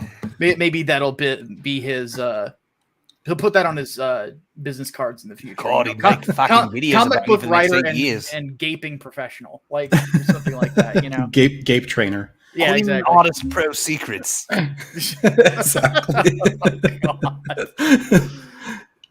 So I can't believe the two comic book people on the panel didn't pick up on this. How is this set in the world of Inglewood? That's interesting. That's a whole thing. So basically, there are specific events that go on from the time of I guess you would say Barack Obama's election? No, way before that. Though that time period is in another book that I'm doing. Certain events that happened going as far back as like Egypt, when the Hebrews were in Egypt, during biblical times. That proceeded after, the Bible was no longer being written, after the book of Revelation was penned. One of those key events, Second Temple period. but one of those events was right after the end of the Second Crusade. And this was the first sighting of physical demons on Earth for almost a millennia, basically.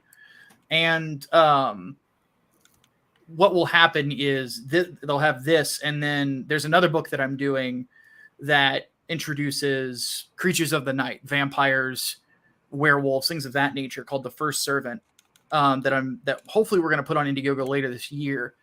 That leads up to another book I'm doing, another superhero title called Project Lazarus, which that will deal with a group of superhumans that fought off an even bigger incursion from hell and all of the things that come along with it.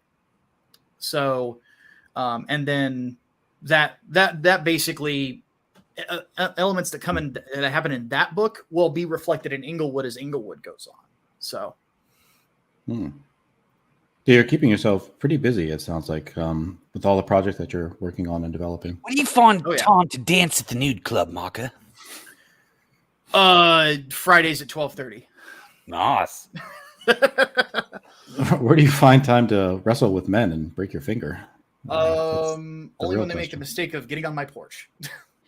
Oh. Somebody didn't leave a Stanley steamer on your porch, did they? No, it's a I want to whole. wrestle them and get them down if you're going to fucking, put the chloroform over their mouth. He's a regular John Wayne Gacy, that Micah Curtis. Jesus Christ. We can see why you write comics, Liam Gravy. You have a vivid imagination. I do. Yeah. Awesome. And it sounds like you've also worked out any delays that might have been holding things up before. Whatever happened with Inglewood 2, that's been addressed. Yep. And going forward, you're going to make sure that things are running like clockwork. Basically. And like having, done 2 books, and dealing, and both were late, I'll own up to that. The big thing for me was kind of realize, like, you learn how to manage these sorts of things, and you kind of realize it's like, what, you have to think to yourself, like, what are the ways that you can make sure that these titles like are coming out on a regular basis, and the big thing is like setting the expectations properly. There's no reason that a book like Inglewood Book 2 shouldn't be able to come out like 6 months after the campaign is and the funding is completed, right? This book will take longer because Preston is such an in-demand artist. It seems like everybody wants covers from him. Everybody wants prints from him. Everyone wants posters from him.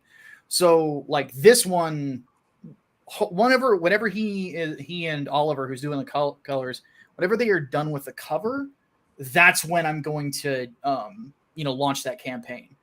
And then that book will come out and be in people's hands probably sometime next year. But the Inglewood Peregrine book won't take that long, so on and so forth. So it's just about, figuring out the timetables right, and then adjusting them, and then making quick adjustments as insanity goes on. Because I know that, some people mock the idea of late books, and, it's kind of become its own meme. But at the end of the day, like, I know I've said that already, but a lot of creators don't like that feeling of their book being late, because then you might have to deal with refunds. Then you might have to deal with people getting pissed off at you because it's late and you promised it already. And then you'll also get the people who didn't back the book but just don't like you, constantly haranguing you about it, and that's annoying too. So I just said to myself, I'm like, I'm going to do what I can to avoid it, and do what I can to make sure that, I can, be as good as I can be. And then hopefully in the future, maybe if I'm lucky, I won't have to, I'll be able to make enough money on these books to maybe not even have to do crowdfunding as much in the future, which would be, that'd be beautiful. Now, Micah, serious question. I know I'm just here for comic relief, but sometimes I have a serious question. Okay. Is it difficult for you to have to be so patient and waiting to get these books out? Have you, you seem to be, creating at a very rapid rate as a writer.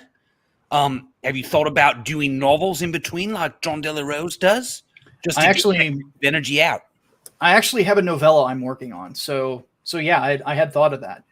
That novella, oddly enough, will actually lead into, or actually explains some of the background stuff in this, and leads into that Project Lazarus book I mentioned. So Nice. I just basically had thought to myself, like, there's all this lore that I've got here in my head, and it needs to be written down. But I don't want to just have like these autistic looking documents, one after the other that I have to constantly reference. I would much rather write a book that is the lore dump, and think of a creative way to make that lore dump interesting enough to read. I want to take a lore dump on John De La Rose's fucking chest. But yeah, I wanted to make that sort of big stretch of lore really interesting to people and find a way for it to be engaging.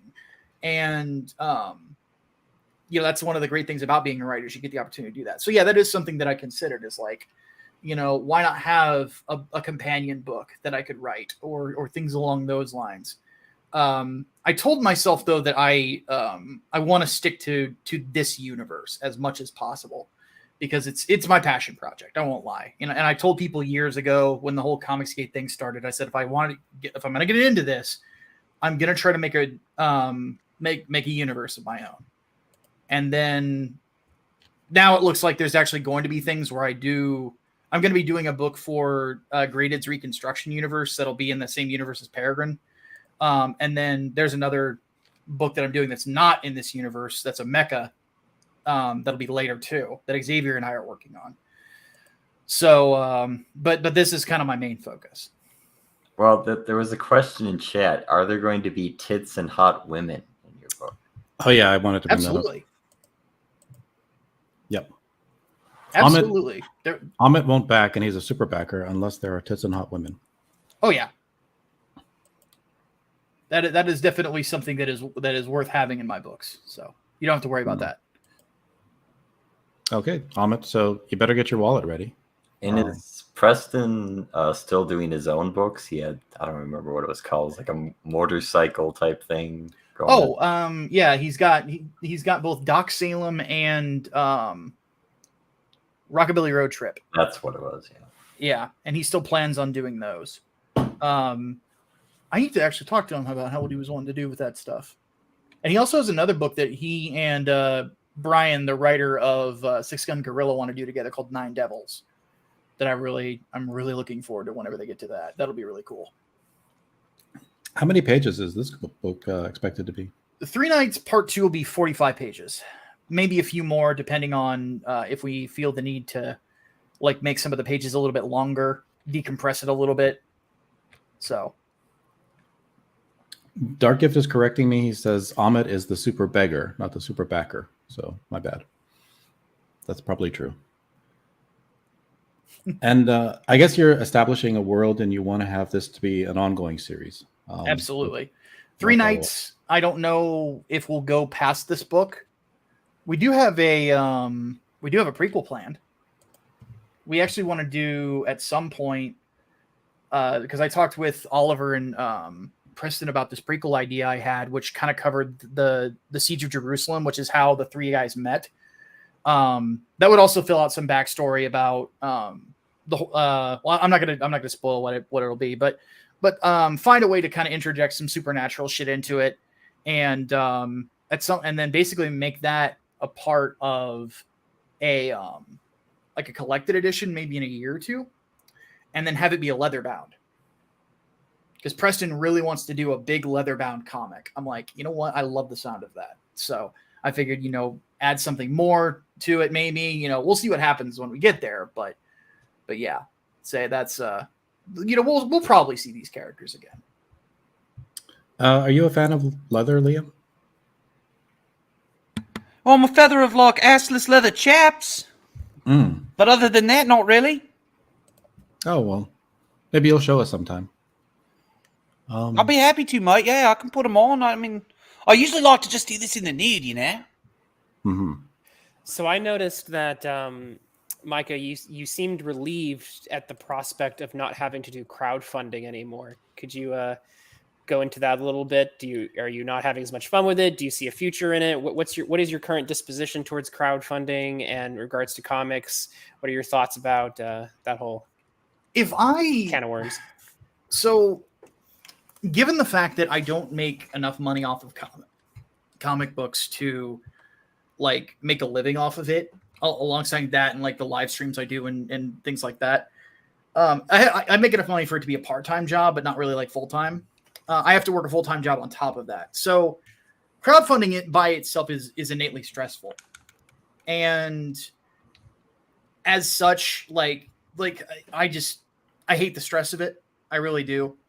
I would much rather have just like have some ways of having like a set amount of money where I can get these books published on the regular, and then business is at a point where the money just keeps rolling in like normal, instead of having to rely on this way of doing things. It's just in my opinion, it's a very stressful process. Like there have been days I get so nervous. It's exciting, don't get me wrong, because creating these things is awesome, you know, but it can be very stressful too. You know, there's a lot of nerves. I remember EVS asked me, I think it was EVS asked me once. He's like, when I launched Inglewood Book 1, he's like, so did you get any sleep the night before? I'm like, fuck no. Like, there's no way I was going to sleep. And it was the same way with 3 nights. I didn't sleep for like 48 hours on the launch day. So it's just, I don't know. If I could make it less stressful, then I would. But I mean, maybe maybe things will get easier as it goes on, and my opinion will change. But as of right now, that's kind of the big thing. Yeah, you never know which one is going to be the first flop, right? Mm-hmm. And what percentage of your sales usually come from when you launch? Is it significant? We can find the numbers. Give me 1 sec. Oh. But I mean, usually whenever I launch, like we get around $2,000 within the first couple of days, and then we sort of like trickle our way to the goal from there. Okay. You know, I've never been as fortunate enough as to be funded on day one. That would be awesome if I could. All the Liams are real Liams. But yeah. Well, I can imagine. And then also, it's a grind. I think the entire time your campaign is up, you have to be appearing and talking about it and getting people to back as much as possible. So yeah, exactly.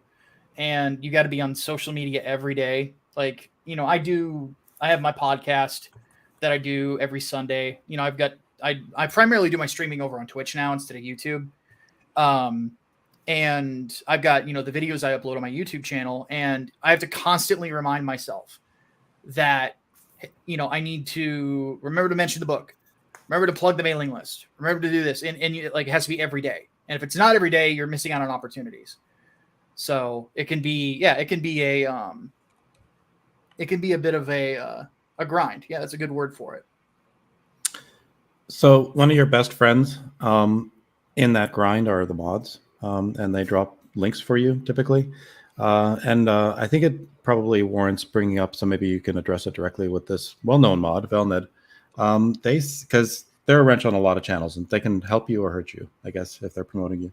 Velned says, I wonder if this so-called snake in the grass, as Micah put it, should skip the interview portion. I'll try to slither by to catch the review portion, though.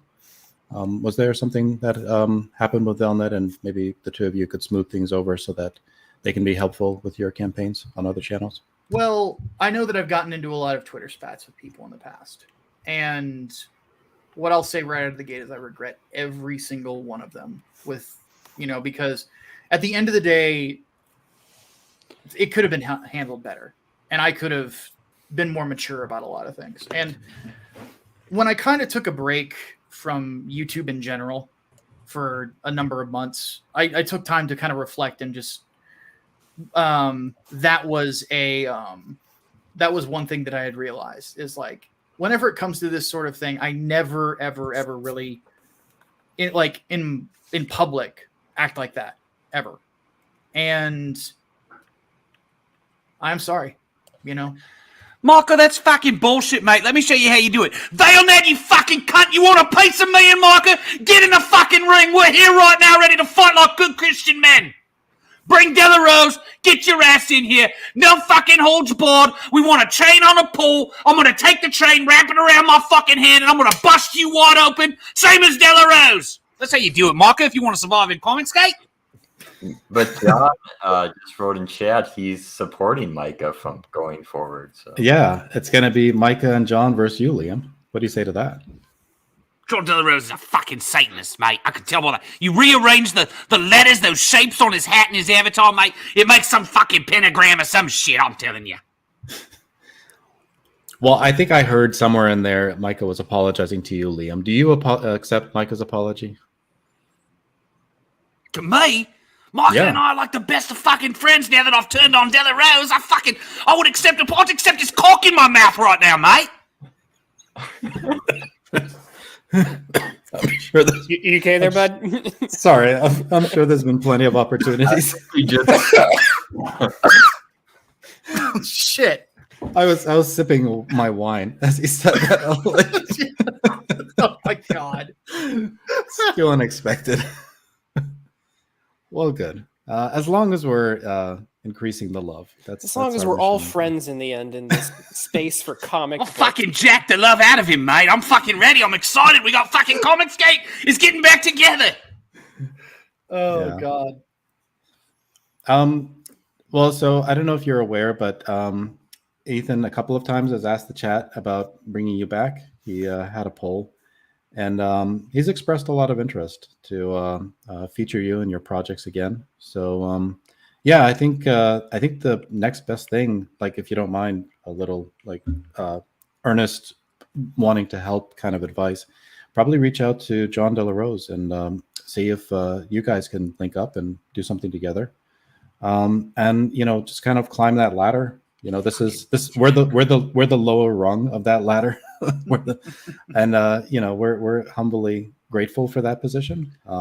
Any place on the ladder is an honor. And so I think the next step is definitely take the next step up, and John is seeming to be open to providing that platform. So whenever Malin does his various streams, though, for other creators, I'm sure you just have to say your CG, and John Malin will have you on as well. So Yeah, I actually have not been on John's program for this book now that I think about it. yeah. Gen X Strong points out, Micah, long time no see, well read, putting the band back together. And everybody should check out Gen X Strong's channel. He's a longtime CGer, and he does great content over there. So give him a sub. Everybody Loves Cthulhu is asking, please bring Mike S. Miller back so Testify's ghost can finally rest in peace. I can't spoil it, but there might be some a fun video about Mike Miller coming back, coming soon. Oh? I feel like there's some inside baseball I missed there. Yes, it's meme related though. It's not serious comic related. I did hear did he really become an NFT, bro? Mike Miller, yeah. Yeah. Oh Making wow. lots of money. Yeah. Apparently. I mean, good for him. I mean, you gotta make hay while the sun shines. I was just surprised by that. I'm like, really? All right. I mean, the art is like, okay, Mike, but if you're making money, good for you, I guess. Yeah. Yeah, it's been working for him. And he's been around too lately. I think he's been on CG streams. He's been on John's stream with EVS a couple of times. Mhm. And they didn't kill each other. So Yeah. That's an accomplishment. Yeah. So it's a great time. And Pete Callan points out that Mike is getting sweaty with excitement. Maybe a little bit. Just because I offered to put his cock in my mouth, mate. Oh, man. Now we know where that lump in the back of your neck came from. It's actually protruding from the back of your throat. Georgina Floyd is honoring the dearly departed, or maybe not so dearly departed, Testify.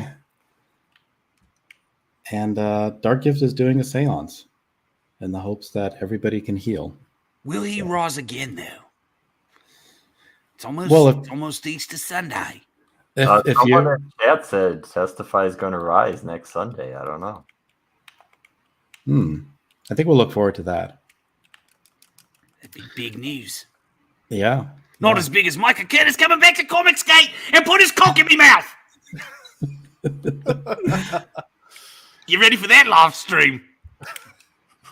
Things got really, really, I think, Well, fucking bitter. guarantee Ethan will show up for that one. Probably, yeah. He'll be super chatting, different positions. But I think things got really bitter with you and Liam towards the end.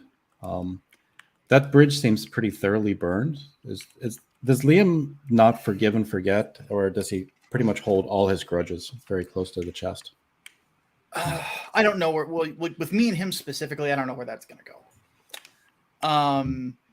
With a lot of people, yeah. From what I've noticed, like if you piss him off like that, not like I wouldn't say the bridge is so much burned as he like lined it with plastic explosives and found like a comical like Acme dynamite thing that he could push down and did it while laughing.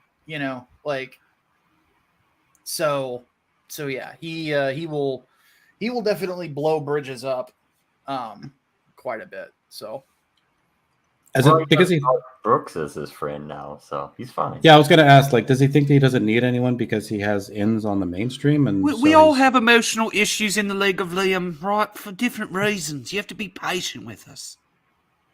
Yeah. I don't know. I really don't know. I'm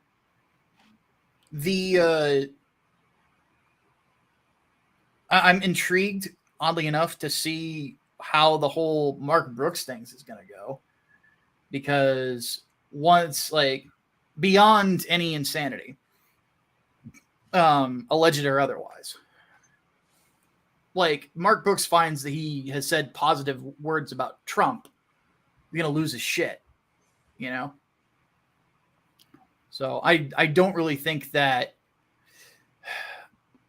I think there's a part of Liam, and this just comes from, like, discussions that we had on streams about, like, kind of the mainstream and talking about the old days when, the characters behind me weren't, written by complete crazies, where it seems like he didn't completely, he didn't think that like the divide that's there, that line that's been drawn in the sand, he doesn't think that that's permanent or that somehow that can be overcome if we just sit down and talk to each other.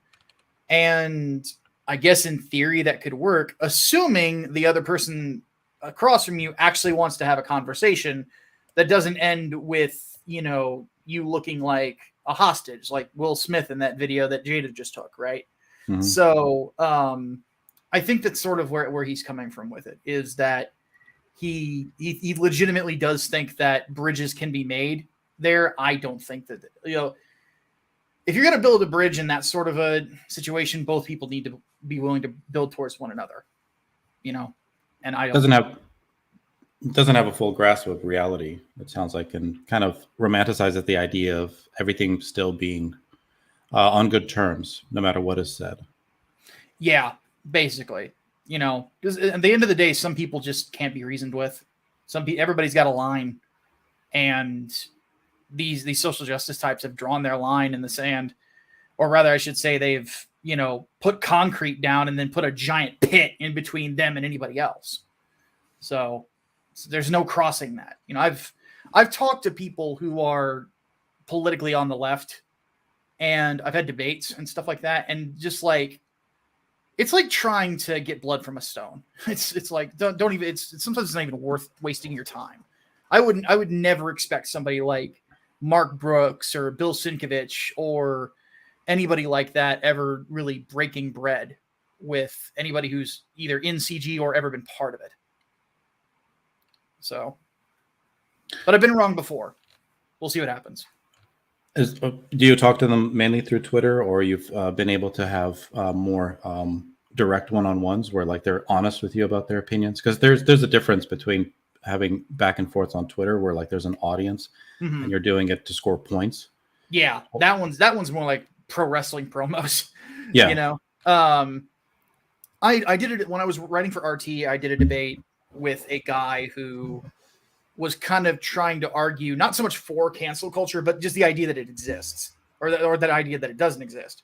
Right. And I was on the opposite end of that argument, and nothing that I said got through to him. he even tried to bring up like the Southern strategy and party switch and things like that. I pointed out that like the party switch didn't actually happen in the South till the 1980s, et cetera, et cetera. And it just didn't go through, and then he just deflected to something Trump. So there's that. Back during, I think like 2017, I did like debates with socialists. That went about as well as you would expect. Like, nothing would get through. So people just don't want to listen. They have their idea and they're just not going to get, they're not going to listen to you. Is it flawed, maybe, that approach of trying to reach across the aisle of I've got my checklist of counterpoints and you've got your checklist of counterpoints, and let's go through our respective lists. And if you don't understand all the points on my list, it's because you don't understand nuance and the backstory of everything that I'm explaining here. There has to be maybe a more effective way of having these discussions. Yeah, I mean, there's definitely ways. It's just a lot of it comes down to will. Is the person that you're across from willing to actually listen to you? Because a lot of times debates they're not really there for, the one person trying to convince the other guy that what's going on. Like, I studied theology when I was younger. I still do. But one debate that I really enjoyed watching was John Lennox, who's a mathematician and theologian, speaking with Christopher Hitchens, who's a renowned atheist. And it was on the existence of God. And I was never of the idea that Hitchens was ever going to become a Christian like his brother did. Right. So, but at the end of the day, I think that maybe sometimes it's worthwhile to participate in them, not necessarily for to think that you're going to persuade the guy across the way, but rather there might be people in the audience that are watching that they're on the fence. And if you make the stronger argument, maybe you don't get the person you're debating, but you get the people that they wanted in the audience, and that's a bigger net gain. So that's my perspective on it. Now, what is it about Theo that made him your favorite Huxtable on the Cosby Show, Micah? You're a theologian, right? Means you love Theo Huxtable? Are you a follower of Theo? I haven't watched the Cosby Show in so long. I don't even remember which one it was. I was a Fresh Prince of Bel-Air kid. Since we got him in the chat, are you opposed to me dropping the link and maybe John can come in here and just say hi? I don't mind. Cool. I won't be on too much longer. You're driving a wedge between me and Micah, John. I know that's your fucking plan when you come in here. It's always your plan. Are we gonna have a heel stream? Is that what we're gonna do? Yeah, but it's spelled H-E-E-L because John's a shit heel, mate. I wouldn't call it a heel stream. I'd call it a networking stream. People talking and seeing how they can help Comicsgate. So probably all lick it up on wine. That John Della Rose. Yeah. The one thing is like, I think that one thing that I did realize while I was taking time off is I had said a lot of nasty shit that I regret. And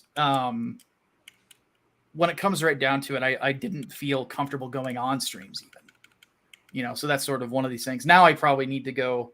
I haven't talked with Kami Mark about the book. I haven't talked with Charlie's about the book yet either. And I've known them for ages. I haven't talked to RGE about it. So that'll have to change too. Yeah, I know Kami Mark, he's been doing a few videos lately. So people have been taking notice, and he's definitely raising his profile. He's doing a lot of really cool things. So yeah, it'd definitely be worth getting in touch with him.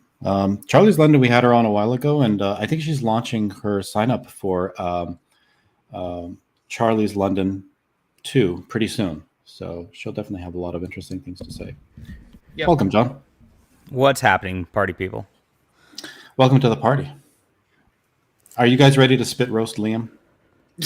Oh Lord. I mean, I don't really have anything to say about Liam. I mean, he's just crazy, and it's shitty that he has been reporting me on Patreon. Got me banned there. Got me banned on Indiegogo, and it's shitty that these companies listen to him. I mean, the real shocking part is not that he's doing it, but that the companies actually listen.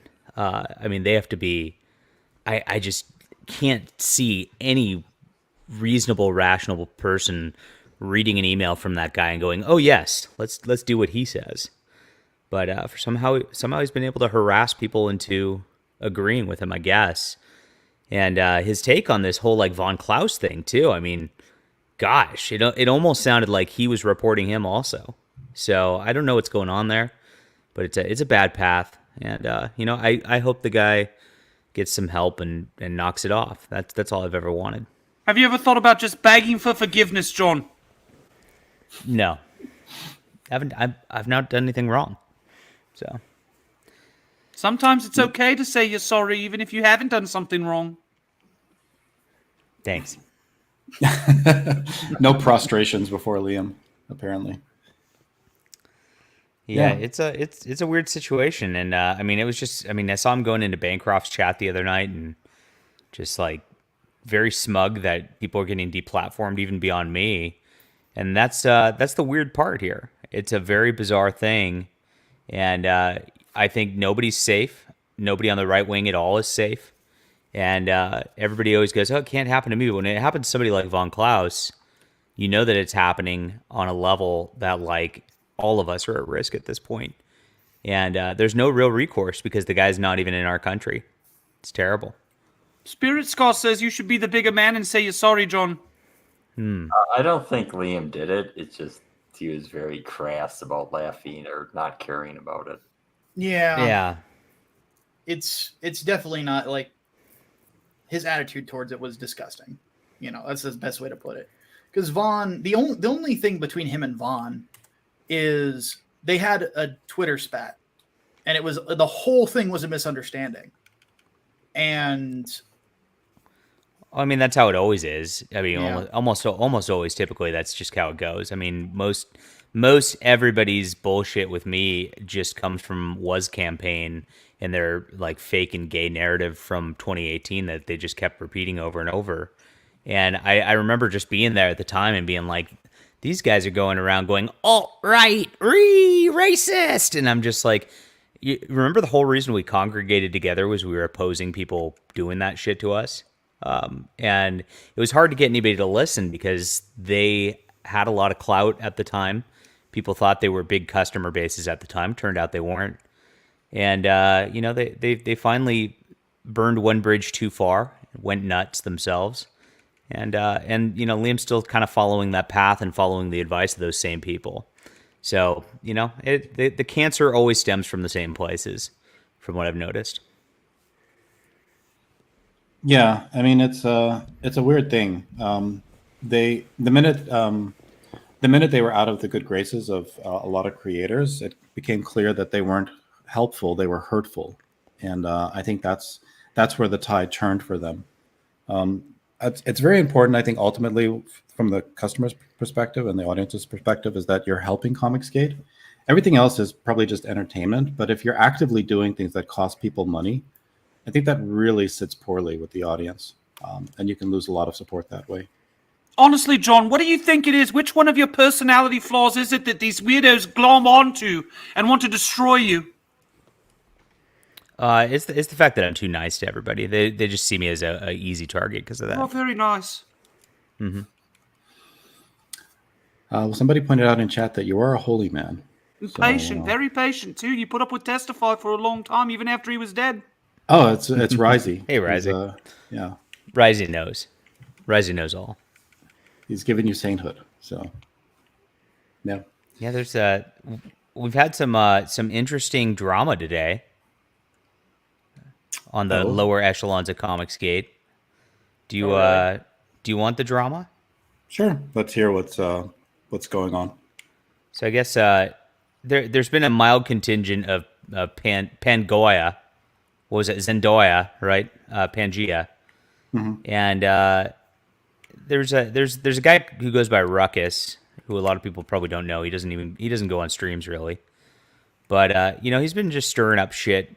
He did it with me after Testify died, and he now has like cut off about half of his group again, and lost about the only talent people left in that group. So big blow up there. He lost all the talented creators. Looks like that whole Etsy situation is split up, and the good people are moving forward, and the other people are not going to be moving forward so much. On top of that, so that's the like stuff that like is esoteric, nobody knows about. The other one was there was a big stream today with just some guy, Nerdette, and Saggy Melons, I guess teaming up together. I don't know what's up with that team up, but that's an interesting coalition forming. That's a kind of an anti-Comicsgate group. So we'll see where that leads. That's, I wouldn't say anti-Comicsgate. I would say that's almost like the SJWs getting a platform, because a lot of those people use those more left-oriented talking points. Saggy, I'm not sure where she stands, but I know Nerdette has, and I know Just Some Guy has gone in that direction. Yeah, and I know interesting. I know they've been looking to build something for themselves. So maybe that's the attempt to do so. I mean, that's why we got to stick together here on the right. And I think so. Christian creators like Micah have to make sure that all of us are successful, to make sure that we promote the values that we feel are important. Will you stand with Mike S. Miller, Micah Curtis? Man, he and I have had some back and forth that were not nice.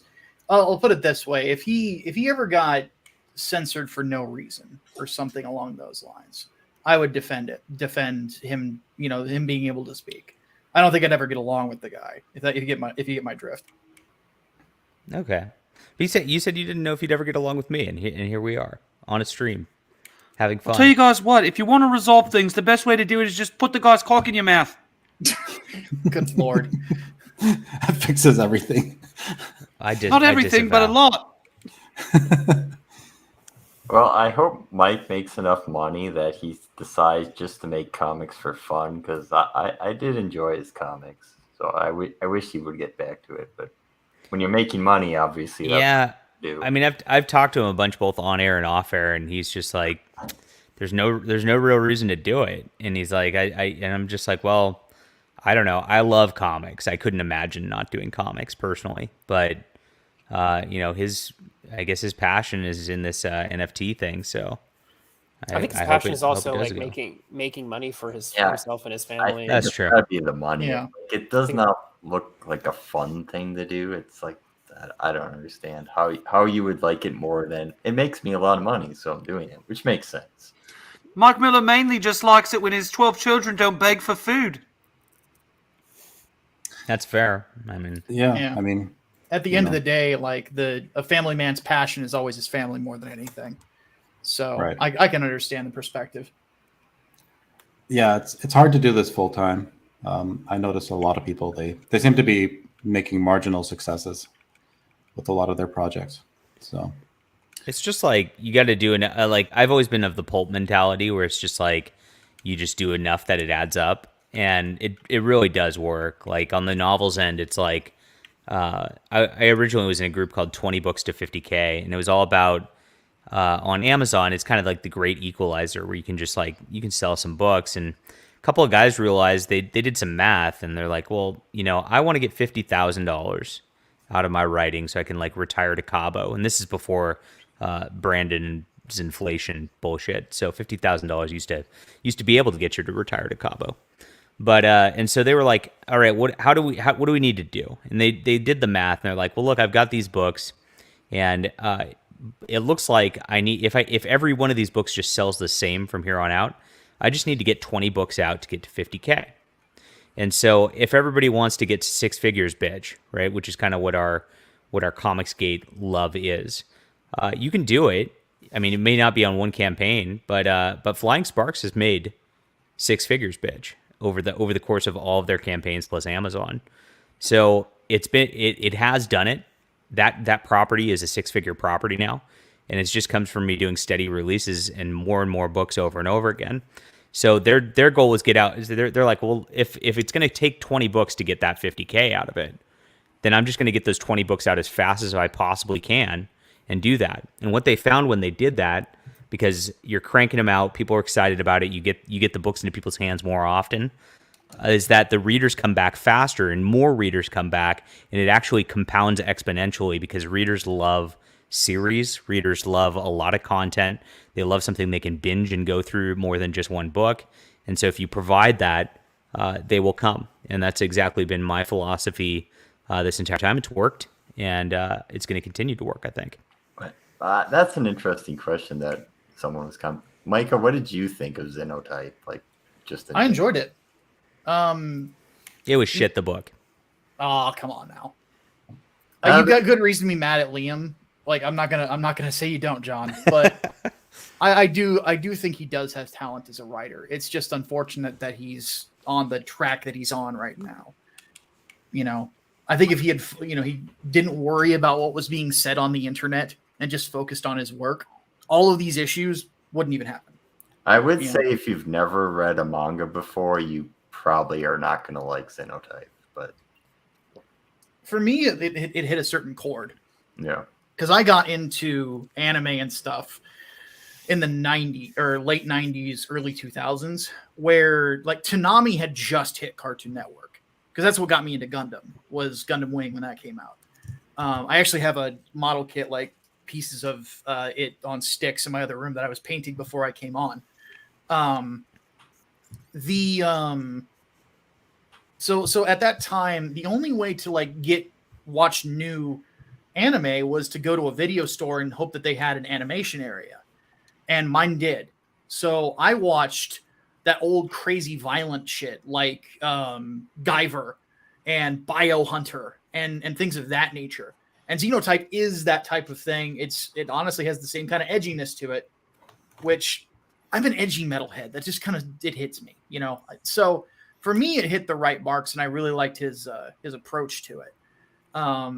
It's just one of those things where it's kind of sad when like the artist is of a certain mentality that is just not healthy, I know someone asked this probably back when we reviewed this. Is Xenotype just a rip-off of Guyver? Can you see the differences that he's doing? Yeah, there's definitely differences between the two. I haven't Does Guyver have like fetishized cat boys and a naked dude that runs throughout the entire book, like the Xenotype does? I actually have to think about that because there might have been that I missed. Because I only watched the anime, I didn't read the manga. Are they as into naked dudes as Liam? There might have been a naked dude running around in one of the episodes. Really? Interesting. Yeah, there very well might have been. So.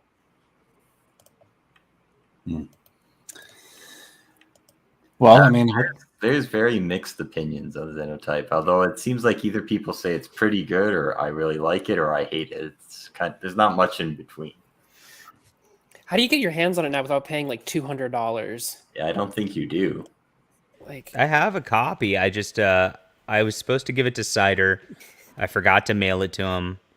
And then like I don't know. Maybe I should sell it for $200. I mean, I promise I burned my other copy, so I had two. But I figured I had to burn it. I burned the one that was with the pages out of order. So I've got the one that has the pages in order. Are we gonna have to start like a lending library for independent comics Well, so that we don't have to spare spend like copy to someone, so I have two left, one silver and one gold. I don't know. I was gonna take you up on that offer, but I guess I'm not curious enough to find out. I feel like I should have an opinion on it, but I assume if Liam is smart enough when he does Xenotype 2, he'll offer the first book again, but I don't know. Yeah, that would be wise. I've seen some campaign people not do that, and it's But like admire your entire audience at that point is just people who bought book one. What are you thinking? But oh well. Oh yeah, I made that mistake too, and regretted it. Oh, sorry. I had to fix. No, you're good. I'll if I fuck up, I'll admit it. So I'm just like, when somebody pointed it out, I'm like, why am I not doing that? And I just added it in. So. Or since you're here, John, what is the meaning behind Flying Sparks? Twitless had some ideas, but is it kind of Like the name? Yeah, is it hinting at the romance aspect and the? Yeah, it's both a pun, and she flies and he shoots sparks from his hand, so it's like a double entendre. Okay. Right? Yeah. So they really are. The story really is both of them. It's the two of them. Correct. So I actually didn't watch the review because I don't like watching reviews of my own stuff live. So I tuned in at the beginning and then left. And then I saw Micah was on. And I was like, hey. So you guys got through like one issue? Yeah, that's all. Okay, yeah, that's a tough one. So it You're really starts to pay off like issue 6, 7. So that most of it's like set up and snowballing till then. I wrote it for like a 15 issue series is what it's supposed to be.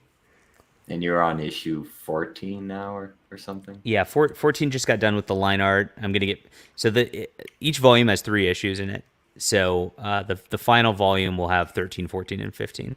But I'm waiting to get it done first before launching, of course. And then each issue is about 20 pages or so? Yep, just like a Marvel or DC comic. Yeah, you're putting those out fast. I didn't realize you're all already that far ahead. Yeah. That's what we're trying to do is like I said, I'm all about the pulp sort of thing.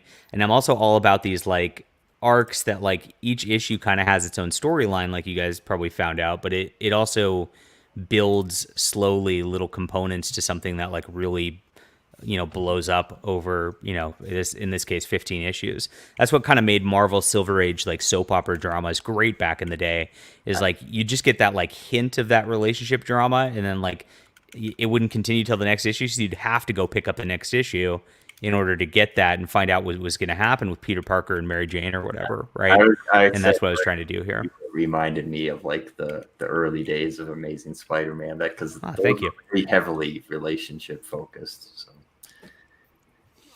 Yeah, that's what was different about Silver Age Marvel back then compared to like Silver Age DC. Really didn't have that. And the soap opera drama is really what Stan Lee did best. Yeah. And I try to definitely put that into everything I do. I think it's so astounding how modern mainstream like forgot almost deliberately the soap opera stuff.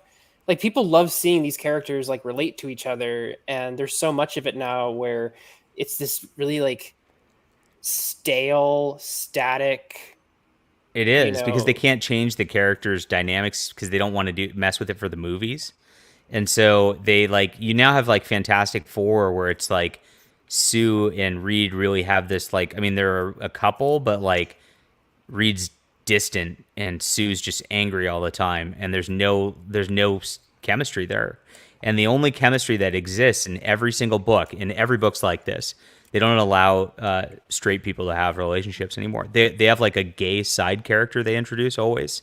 And they just like, those characters always like are calling each other by like pet names like 100% of the time, like going, oh hey baby, oh hey sweetie, and they do that, but they don't actually even develop a real relationship there. They just want to signal that there's a gay character, and that's what makes these a train wreck storytelling wise. It's really sad. I do find it amusing though that the early Marvel had that relationship. And then you have like these 12-year-old boys writing. It's like, ew, why are you wasting so much time on this relationship junk? It's hilarious. Those type of readers, like, they hate it, but they really love it too. So, and I found that like, I mean, yeah, a lot of the male readers I talk to will always downplay the romantic plots in my books or whatever, but like, that's what keeps people invested, like 100%. That's the sort of thing that's like universal for a human condition that people can like really grasp onto. So, not to mention, it's one of those things that actually keeps a comic relevant to someone as they grow older.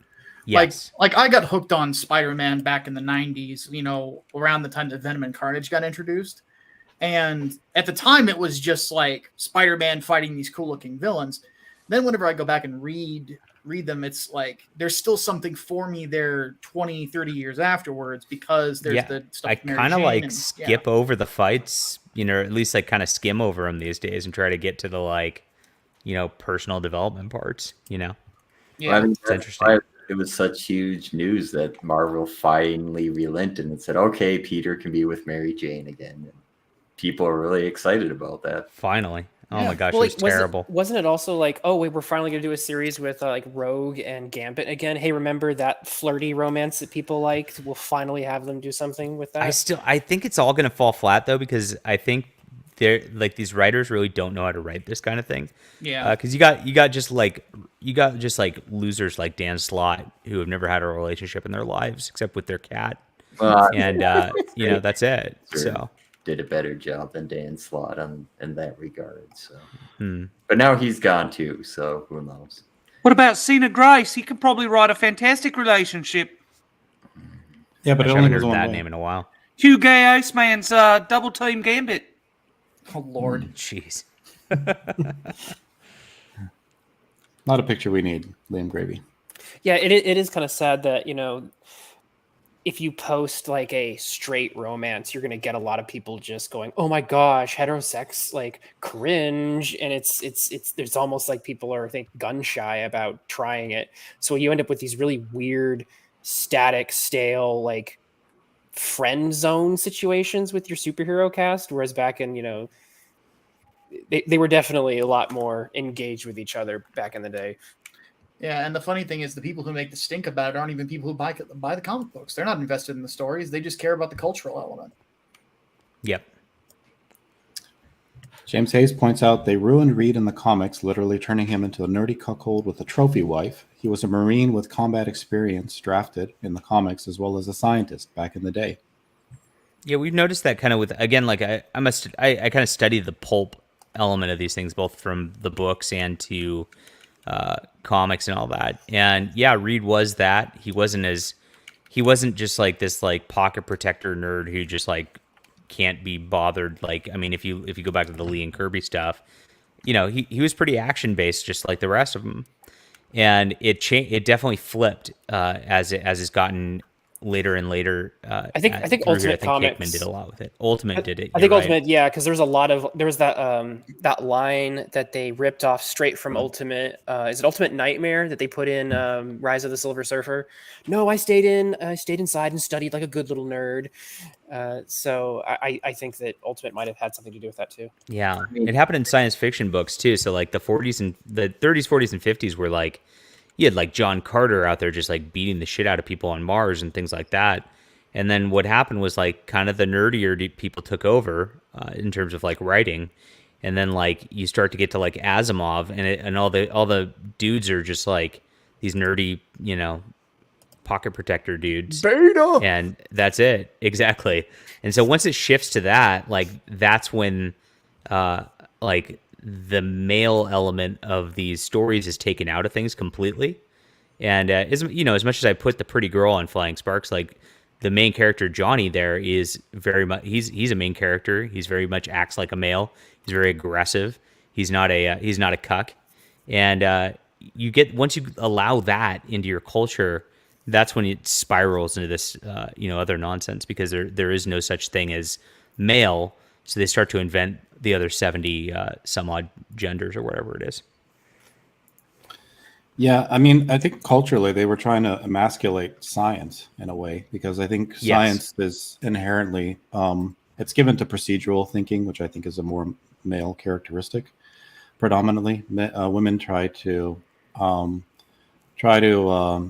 find some personal conceptualization with their thought process. They can't separate themselves and just let it be objectively sequenced the way it needs to be. So yeah, science, I think, was predominantly male, rightfully so, because it's given to a male thought process. So the writing used to reflect it, and now they don't want that kind of cultural makeup, but artificially so, unfortunately. Well, now science is all political, so it has become female. Yeah, I mean, Kathleen Kennedy was right. The future is female. I don't know if it's the future though. It's definitely a trend of the culture, but whether or not it's the future is still up to debate. As long as there's strong black men like Micah Curtis out there, I don't think we have anything to be worried about. He'll save all those Lord. female scientists.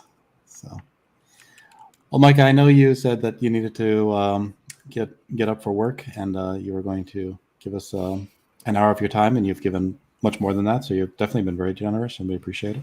So It's my pleasure. So Thank I've you. still got, I'm probably not going to head to bed till like midnight my time. So I can stick around a little bit longer if you want me to. okay, cool. Please, Well, I'm not women- going to stick around because I'm bored as fuck, and I'm going to go get some pussy right now, mate. Well, I mean, you'd have to go catch it first. You have traps The for fuck that. do you and- mean? I spent $150 on a sex doll, mate. I can get it whenever I want now. Well, if you go for that silicone stuff, then more power to you. Take it Yeah. however you can get it, well, Red. Yeah, that's a rule for life. So, Micah, offer still on the table. Your cock, my mouth. Remember, I'll see you later. have a good night, Liam Gravy. Oh, Lord. Yeah. So So the Liam stream tomorrow morning is going to be out of control after he watches this. who knows? I mean, it's always hard to predict what's going to trigger Liam. But Liam said, well, Red is too boring that he never watches the stream, so you're safe. Oh, good. I mean, Hooray! yeah. So, no danger of being Liam struck. We're so guess. boring. John didn't even watch his own review. Yeah, the thing is, like, if you didn't like it or whatever, I don't want to react to it live. No, So I I'll be hear you. back. I'll be back. I'll watch it later tonight, but He'll be back for you later, Twitless. Oh, okay. I'll be back for you later, Twitless. Okay. Derogatory comments. You know where to find me. You asshole, Twitless. No, I thought it was pretty favorable. It was fair at the very least. So, I'm just sad you guys got one issue because, like, I really think it. Like, I mean, it was like that was my first comic, right? And I think it really starts to shine like in the third volume, and then the fourth volume, it really like that's when it culminates. And I switched artists for the fifth volume, and I think the new guy's even better. But I think once you get to that point, you really get to see the whole structure of the story and go, oh, okay, this is really like he layered this stuff in like very professionally, and that's what I'm looking forward to people seeing once they finish the whole series. Cool. yeah, I mean, hopefully we'll do a follow-up review. We did want to do more issues, but just the planning didn't quite work out, so we ended up just settling for one. But we also wanted to look at Cosmic Warrior. That was another book that we were curious about. Oh yeah, that's what I'm gonna do. So I got Subscribestar up now, since I'm banned from Patreon, of course. And part of what I want to do is I've got my artist with the Cosmic Warrior, and I've got the character Metaman from Flying Sparks, and so I want to do.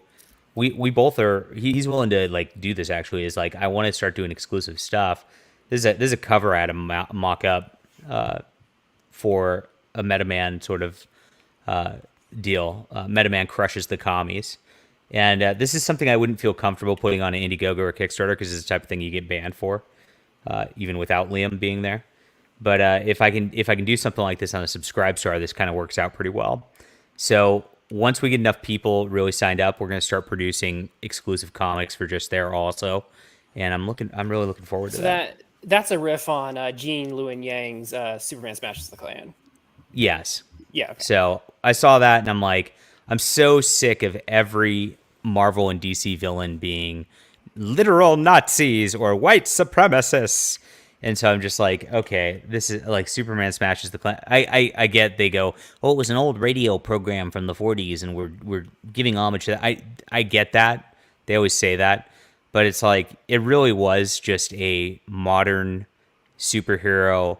Oh my God, white supremacists everywhere. Like, and it's so obnoxious to me to see that. Like, it's really, really annoying. I So- definitely got tired of I've read a chunk of Yang's work, and he kind of tells the same story over and over Every and over, time. Every I'm time. Asian and I was oppressed. White people are mean. Yeah, I know.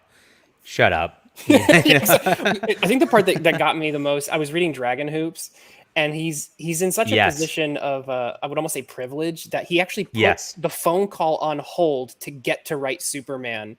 And I'm like, when you can put the call on hold to write Superman, you're in a very elite position, and he's like, Yes, he oh, is. but it's so hard to be of two identities though. It's really not. And here's the deal: is he's from here, which is the Bay Area, Oh, yeah. and all like Dragon Hoops happened in like it's not too far from here, like it's not. It's a very like mixed population here, like completely. It's saying that there's like bands of like white kids going around yelling, at different races or whatever. It's not happening. It's total bullshit. So, you might get one-off kids like saying stupid things, and you get them, from every direction. It's not just from white kids to minorities. It's just like when I start seeing that stuff, and I see it from, especially here, this kind of location, you know that it's just ringing false, and he's just throwing that stuff in there just to pander to that sort of New York Times elitist crap. And so I have no respect for it, and so I'm gonna make a book about what I'm passionate about, which is crushing communists.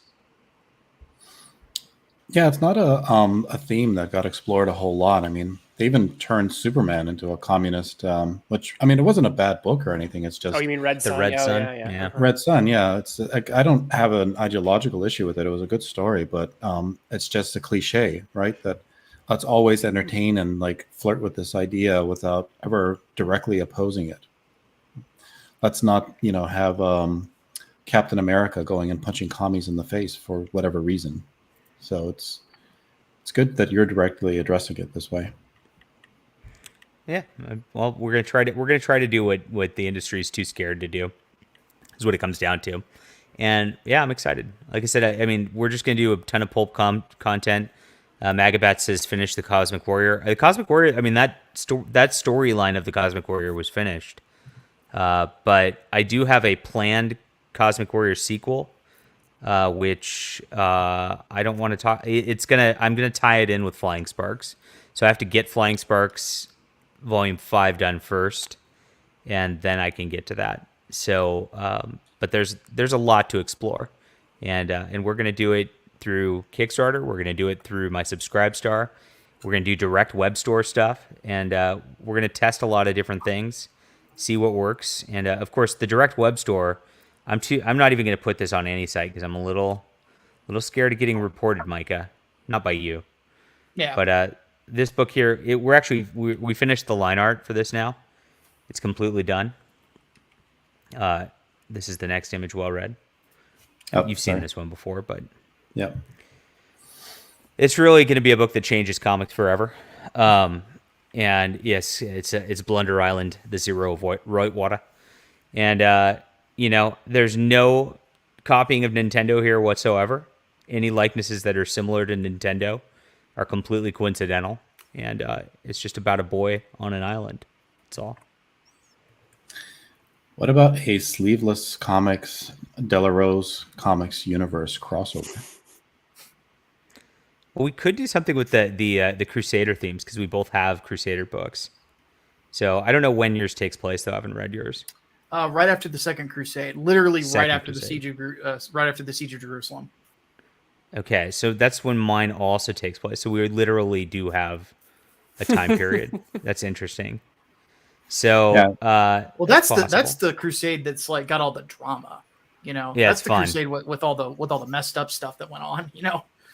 So Yeah, Delarose. I mean, sorry, not Delarose. Malin always teased about doing a CG Deathmate. Maybe you guys could show him how it's done.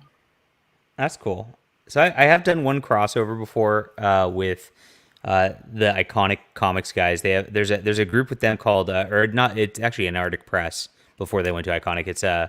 It was Bill Williams and Matt Weldon have a book called Punchline, not to be confused with the DC character that came later. Right. And theirs came out like at about the same time Flying Sparks first came out. And we were drawing a lot of comparisons because we had very similar setups in a lot of ways. And I thought, wow, this is great. So I did do a crossover issue with them, and it was so much fun. It really was. So we did that. It's just a one-off. They just, fight a supervillain together.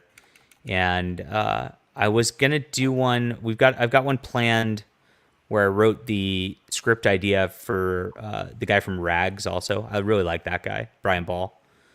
Yeah, Matt Weldon. He did the cover for that, and then Jethro did the interiors. So, and then the guy from Rags put Metagirl into his recent book, Sailor Ragowski. So he just like made a quick reference to her. So that's my extent on my crossover so far. But I'm open to everything because I write so fast and I get stuff done so fast that I do have the luxury of doing these side stories whenever I feel like. Cool. And the more we get on Subscribestar, the more we can do these. I'm putting that link in the chat. Yeah, go for it. Yeah, it's going to be important to explore these alternatives. I think we talked a lot earlier about Kickstarter being a more open alternative, I guess, to Indiegogo now that they're acting up. So I'm excited to see how it goes. I mean, High School Girl and the Crusades, like we had, of course, like the tail end of it. So we I just did a quick 14-day thing to capture people who got refunded by Indiegogo or wanted to get in, because Indiegogo blocked it. And it did pretty well on that front. I mean, we got 70 plus backers in addition to our Indiegogo campaign. So we ended up over 420. And that's pretty good for a parody book like that. And so I'm launching my next real graphic novel, like a 66 page, full on science fiction epic on Kickstarter once I fulfill here. And we'll see how that goes. Because if Kickstarter is that viable and we can get that kind of momentum on Kickstarter, I'm very excited. I think it's fun. I don't know, but I also get the feeling like these big companies aren't ever going to quite let their guard down. I have an example here. Even though that Elon Musk made his big purchase of Twitter, we already see chinks in that armor of, sorry, brought up the wrong link. I can't believe you said chinks. I totally messed up. Especially after we were talking about Gene Ha or whatever his name was. That is terrible, well read.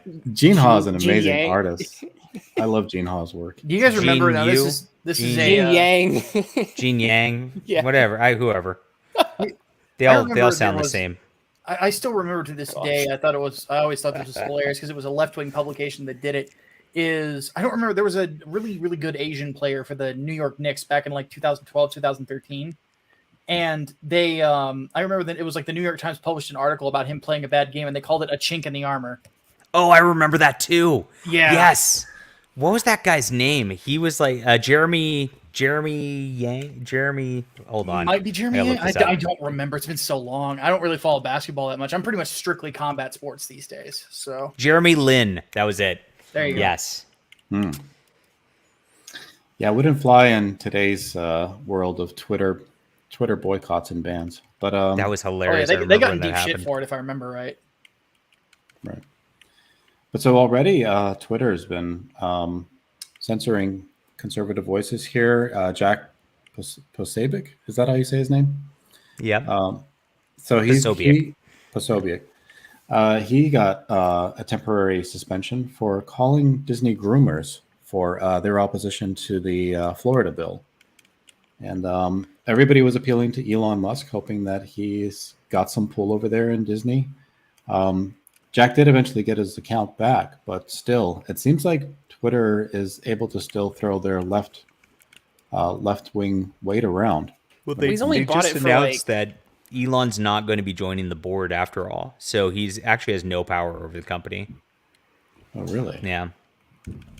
So is he going to renege on his promise not to purchase 15%? I don't know. Yeah. Because I thought that was the red line. They were going to offer him a seat as long as he didn't purchase more of the company that gave him voting rights that could strip the board of all of its power. And I think with 15%, he only needed 35% of the board to support him for every initiative.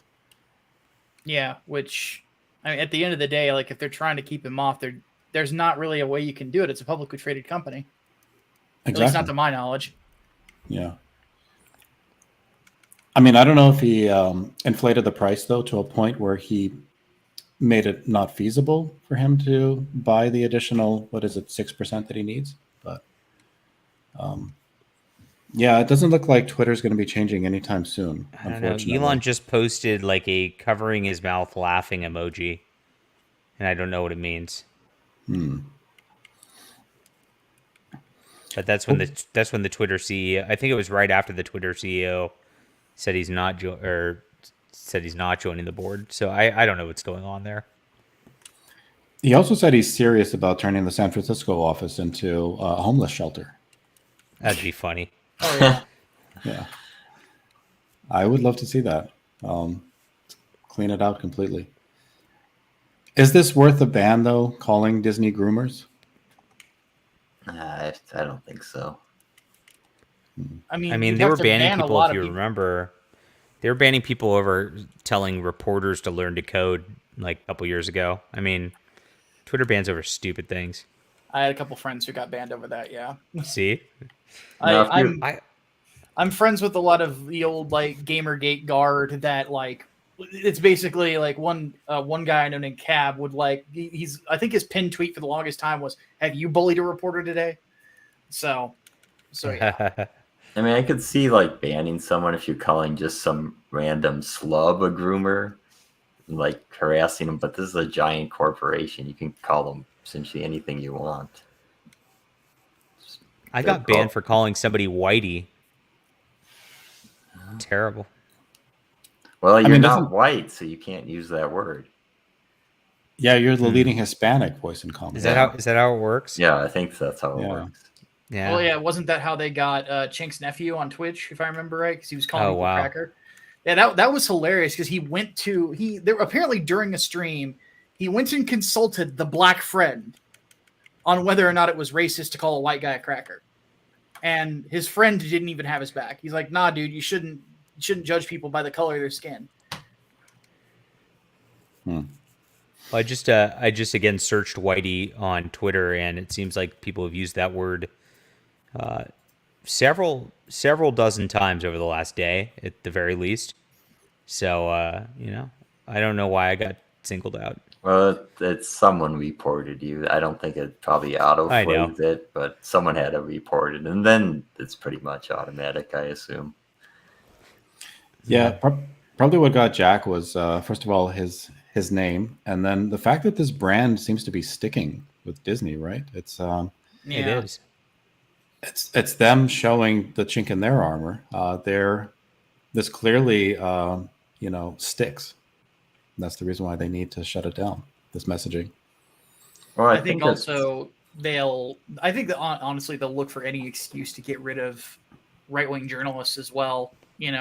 Because like Jack would be the most recent example. They tried to get Michael Knowles from the Daily Wire off at one point, and there's others that that they're just itching for a reason to try to ban them permanently, and it's kind of sad because you can say basically anything you want towards people at the opposite political end of the spectrum, and you're usually fine, and something like this, which is a political joke for better or worse, and then that's the problem. It's like, come on, man, let's do away with the rules for me but not for me thing.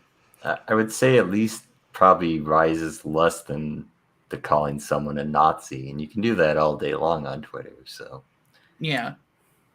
As long as you call the right people Nazis, right? Like turning that shoe on the other foot and calling a lot of these SJWs fascists probably wouldn't fly. Or Nazis or commies or whatever. Elon is a great example of the African entrepreneurial spirit. he is South African, right? It's He true. is. Yep. Yeah. It's a good Hey, point. Wiggle Wiggle, my good friend. How are you? Oh, Wiggle got a new avatar. So That's is Wiggle very nice. Who drew that? Or is it Wiggle's just launching his own YouTube channel too, which is going to be awesome. And I need to get the link to that again so I can share it. I don't know what I did with it. So I take it well. that Wiggle was part of that talent exodus that happened in Pangea. Yeah. So it's now Wiggle's got his own deal going on, and I'm going to be just pushing his channel. Tomorrow we got to get him to 1,000 subscribers as soon as we possibly can, and that's going to be our mission. Cool. Have you kept up with the Wiggle Wiggle drama, Micah? Nope. A lot of inside baseball. I have no clue what the hell's going on. Wiggle is one of the people that was on stream with Liam when Liam confessed that Odie was like a son to him. Okay. Yeah. Wiggle's I response bet was JDA has that clip, right? Do I have that clip? Let me look. Wiggle's response was to guffaw, and that's become a trending meme in CG. So I don't have that clip. I know Wiggles got it somewhere. yeah. Well, It is the greatest clip. Probably. I don't know. I like. There's that, but that whole Tug stream where Liam went crazy with the like "foit me" was pretty epic too. So. Yeah, I caught the tail end of that one. Oh my god. Have you I seen? just yeah, Tom? I couldn't believe it, Mike. I was like, so Tug like, hey, let's figure, Tug does this like, let's figure things out, let's talk and see if we can resolve this. I'm like, shh. Okay, you just want to click drama stream, but that whatever, let's go. And I actually he brought me DM'd him about that, backstage. believe it or not. I actually asked him. I'm like, do you actually expect something like to get solved here? Because Liam's not going to. Of course, he didn't. You know. I would have though. That's the interesting part about this is I definitely like I don't really have an interest in fighting anybody except for like the crazy Crazy SJWs. leftist. Yeah. Yeah. I'm definitely always down to fight them. But I never want to fight you, Mike, or fight Liam or anybody on our side. And it's just like, okay, so I go in and I just go, hey Liam. And he does this thing where he like won't. You can tell he's looking to the side of the camera and he won't talk, and he's like giving me the silent treatment backstage before it starts. Mm-hmm. And I'm like, "Are you serious? Like, we're really gonna go on a stream and you're gonna pretend I'm not here?"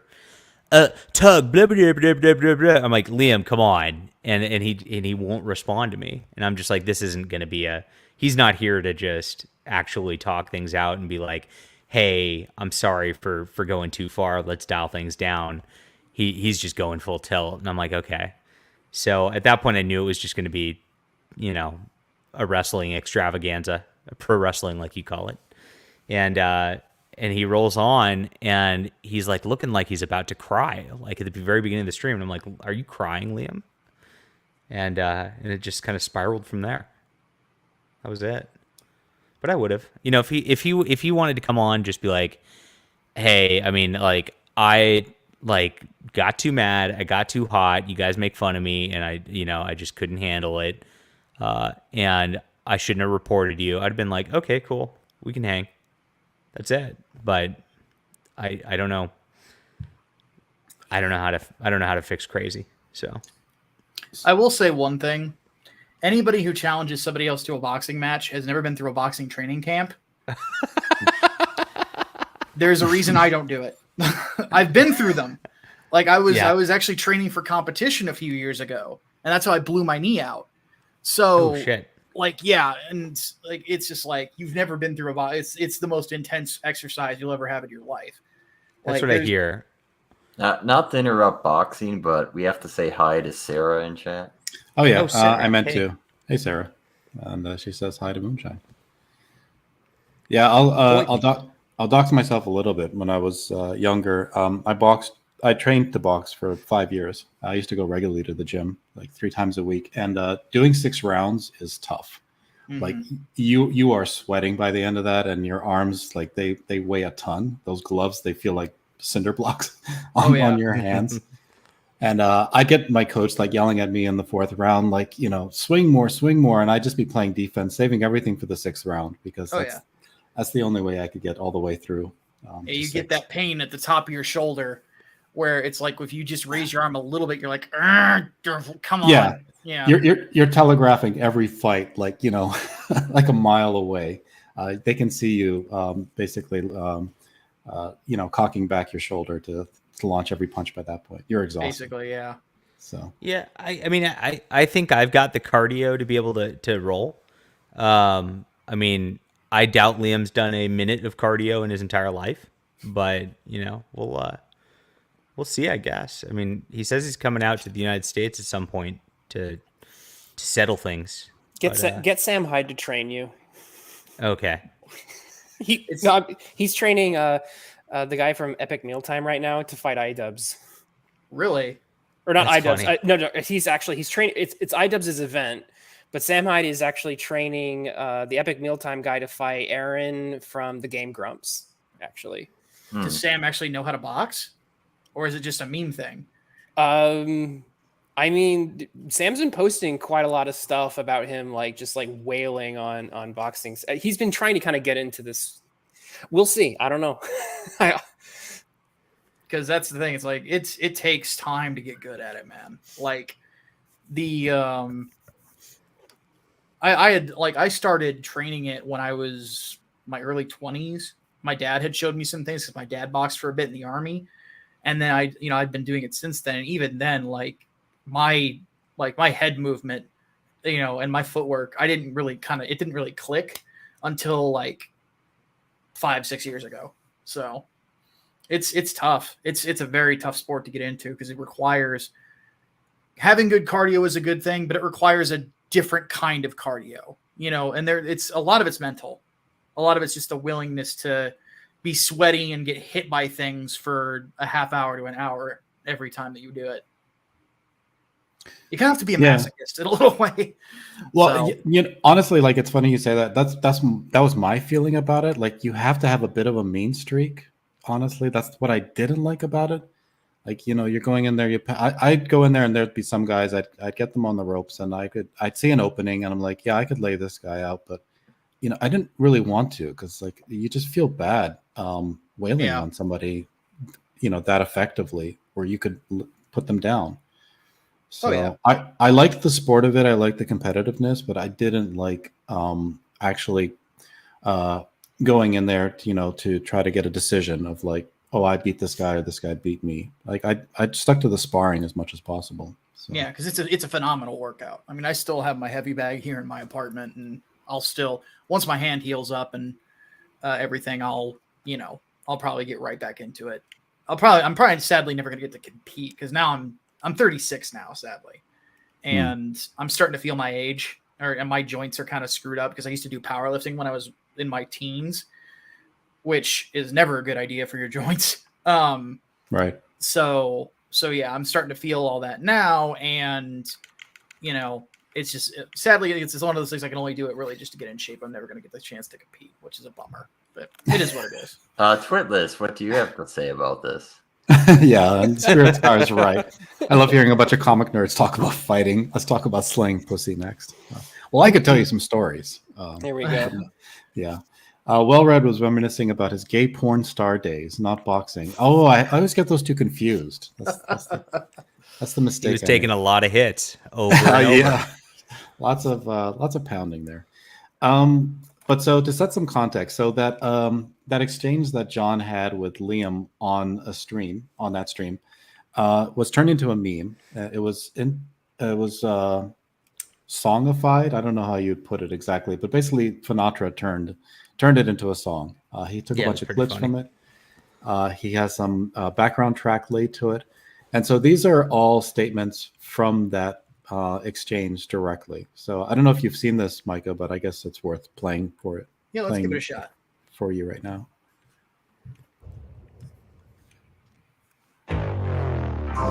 This should be glorious. You're a fucking game-playing bitch. You have no fucking heart in your chest, or you wouldn't have done all the things that you've been doing non-stop. Whoa. You're fucked, mate. I am going to bury you. I've got my little leprechaun's arm going for your time. Australian rules, no gloves. That's your way out. We'll settle this in a court of law, and I will clear my name there, and that'll be the end of it. Clear your name of what? Shut up. I'm angry. I've had enough. You're fucked, mate. And John, you gotta fight me. Let's go. I'm just a little koala bike. You got such good cardio. You're gonna get me. I'm gonna have fun with you, John. Whoa. Make it happen, or are you a pussy? Are you a little coward? Are you a little coward? No. I want the blood on my fucking hands of this fat loser cunt. Yeah, right. Whoa. Nah. Yeah. right. Whoa. Nah, yeah, right. Whoa. Nah, yeah, right. Whoa. Nah.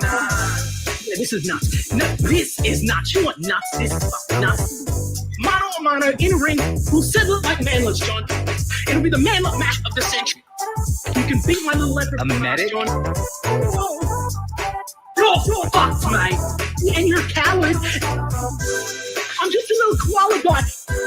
You got such good cardio. You're gonna get me. I'm gonna have fun with you, John. Make it happen, or you're a pussy. Are you a little coward? Are you a little coward? No. I want the blood on my fucking hands of this fat loser cunt. Yeah, right. Nah. Yeah, right. Nah. Yeah, right. Nah. Yeah, right. Nah. Yeah, you fucking idiot. We'll settle like manless, John. You never wanted any sort of resolution. You're fucked, mate. Nah, this is nuts. This is nuts. Nah, this is nuts. You want nuts? This is fucking nuts. This is fucking nuts. Let's go Australian style. You're a piece of shit. Thanks for your time. Oh man, that was something good. Oh, I like that. All right.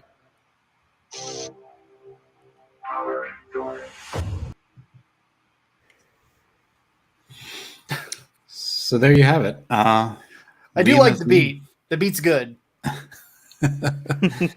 Those are all direct quotes. Those are all things Liam actually said on that stream.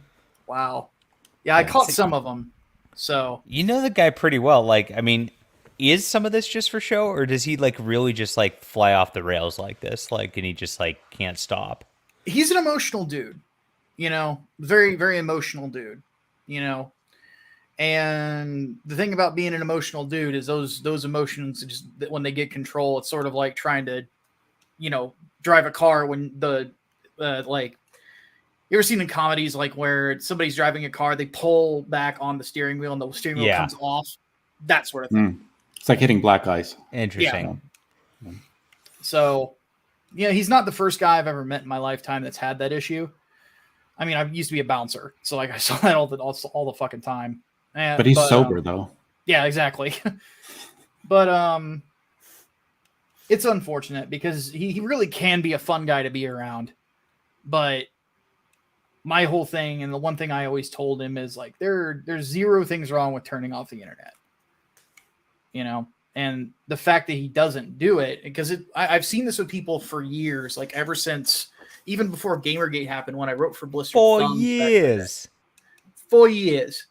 But the one thing I'll notice is there are people out there that will literally drive themselves insane from just the internet.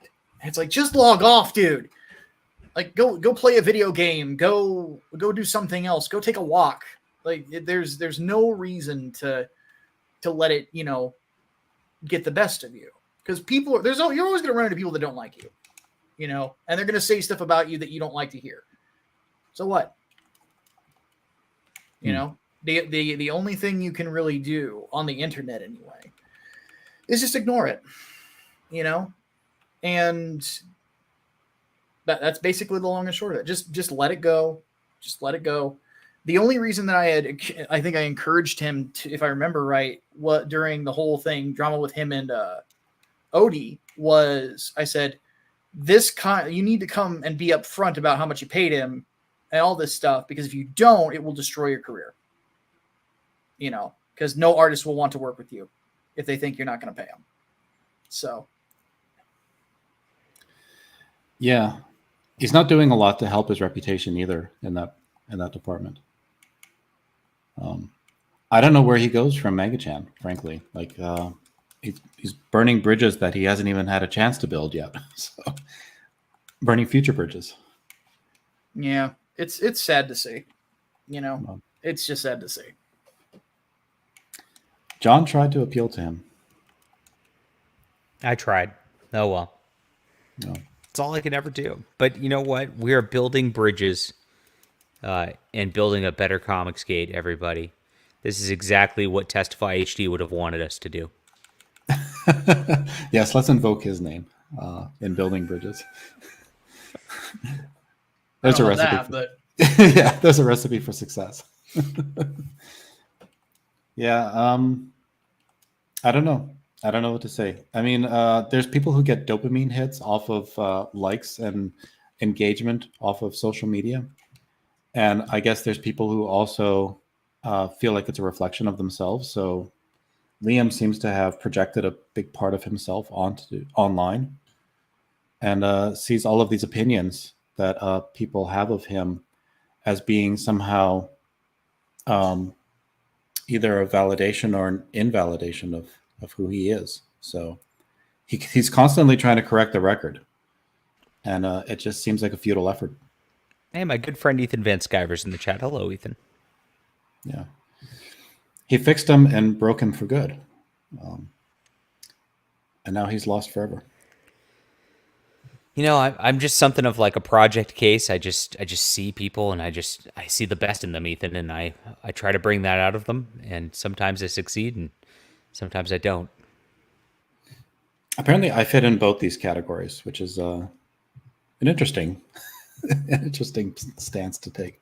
I'll drop a link in case anyone wants to jump in quickly, say hi. I know you have to go soon, Micah. But yeah, I'll stick around a little bit longer. Sure. I actually got something sent to me. I think this got sent in yesterday, but it is Inglewood oriented, so I figured I'd show it off in 1 sec here. Cool. Yeah, the art you were showing earlier was really something. So definitely would like to see more. It's Brian on the art, right? Brian is one of the two artists. The other one Okay. is Raphael. Okay, cool. Yeah, I know Brian pretty well. I like him. Yeah, Brian's good people. So this is the Fist of the North Star homage that we're putting in here. I have the first volume of that. I haven't read it yet. I actually need to pick up the physicals because, like, my knowledge of Fist of the North Star is almost all through the anime. It's awesome, though. It's so much awesome? fun. Oh yeah, So I you'd love it. So I should move that to the top of the reading pile. Yeah, like, if you have tastes similar to my own, because admittedly I like the gory, edgy stuff, and that's Fist of the North Star has that in spades. But also if you like martial arts stories, like it's that too. And if you like Mad Max, like that it's all of those things in one. Very cool. Oh yeah, I I can't wait to see this colored. Like Comey Can't Communicate. Comey Can't Communicate. I don't think I've heard of that one. Oh, it's beautiful. Is it a slice of life sort of thing, I'm guessing? Of course, yes. That would be why I don't know.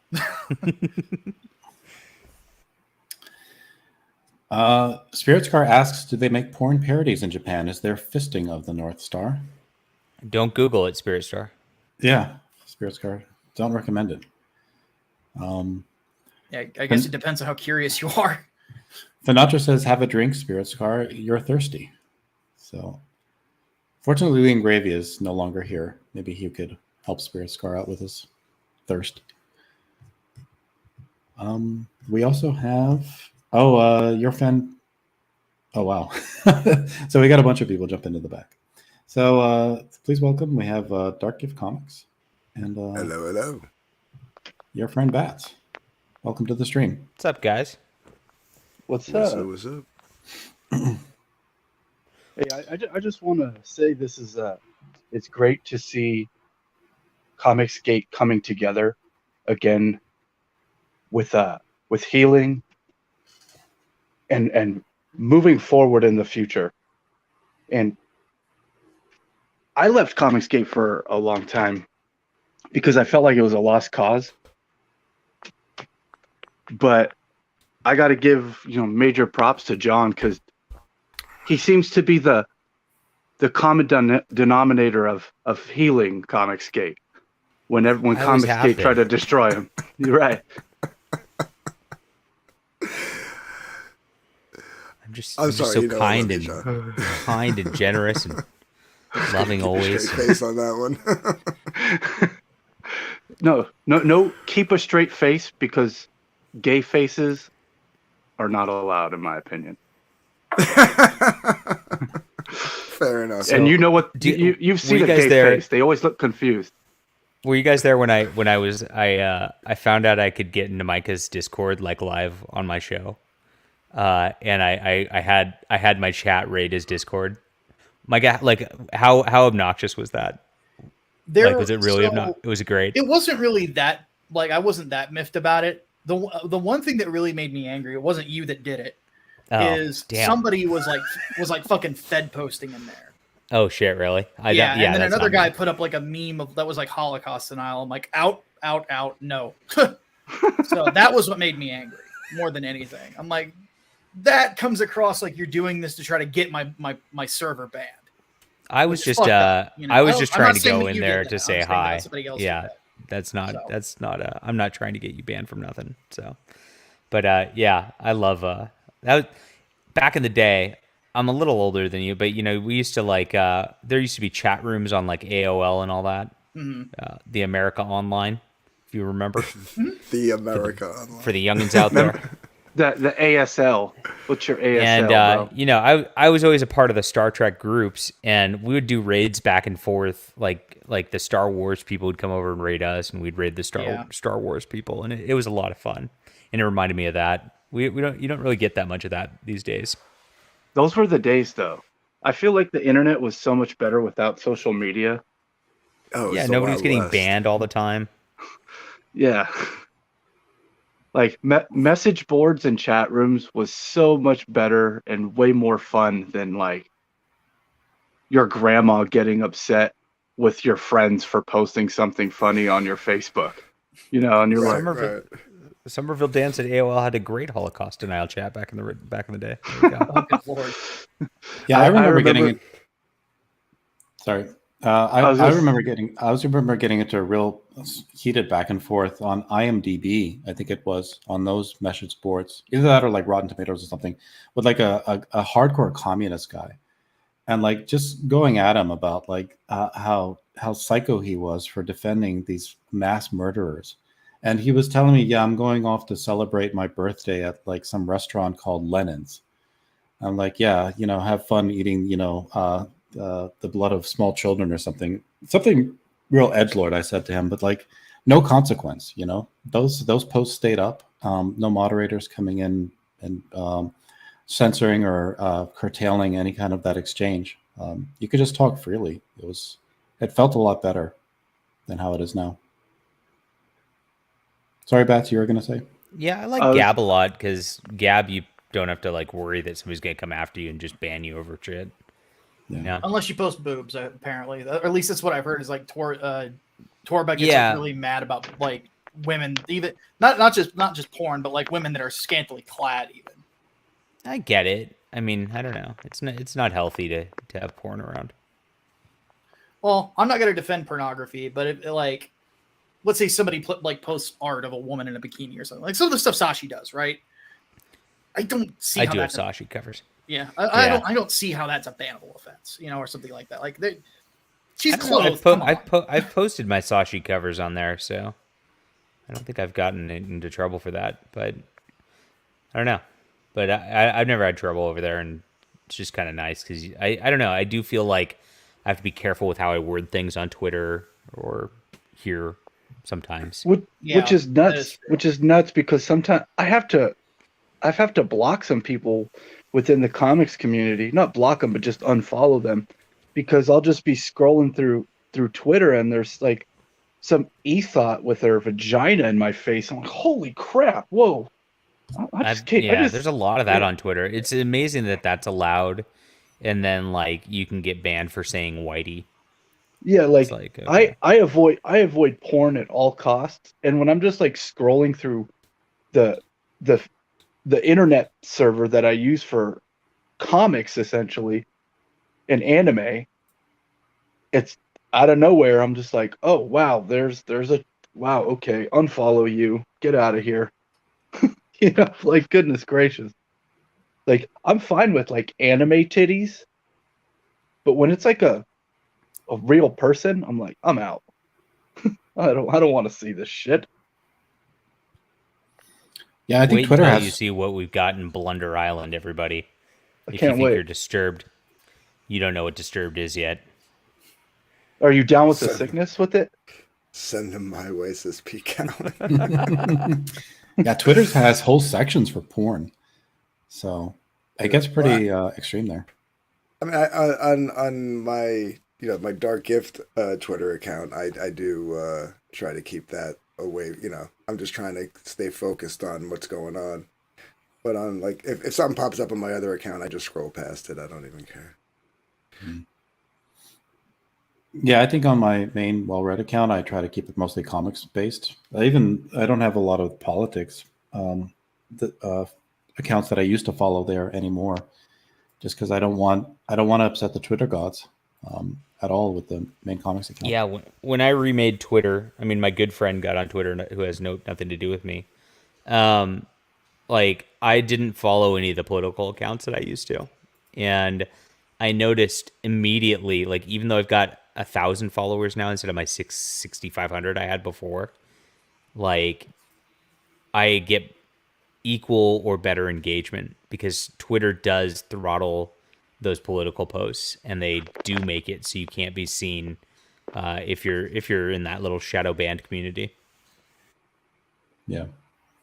Which honestly sucks. Like, I remember before the election, I started switching to following mostly Twitter for most of my news. Like, there was so much stuff that you were getting just by following the right accounts, and you were getting it in real time. I mean, you would not even see it post as quickly in the news sites as you would by certain accounts in Twitter. And like the majority of those got cleaned out basically after the election. So. Yeah. Personally, I got away from politics in general. I noticed my life got a lot less stressful when I wasn't focusing on it all the time. It's part of the reason I quit RT, honestly. Yeah, well, Makes you politics. miserable. I mean, it does make you miserable, but it's reality. Like, it's inescapable at this point. I mean, the stuff that we're going to be dealing with over the summer is going to be no joke because of things happening in the world. Yeah. I mean, I put on my I haven't worn a MAGA hat all year, and it's just because I had a nice haircut and I've been keeping my hair nice. But today my hair was just kind of messy, and I was like, oh, I might as well just put a hat on. And I realized all my hats were some form of "Make America Great Again." I was like, all right, well, I guess it's red, and it almost felt weird wearing it because I haven't worn a hat in so long.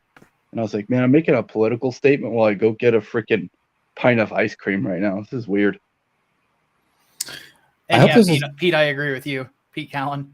Yeah. I really need to get off the carbs. They're not good for me. I don't know if this has happened to any of you guys. Vic says, I was pleasuring myself while looking at bisexual guys and girls on my phone. That's a good way to start out any sentence. And I looked over to the laptop on Dark Gift Stream I had on and saw 3 StreamYard tabs are open, and he was freaking out.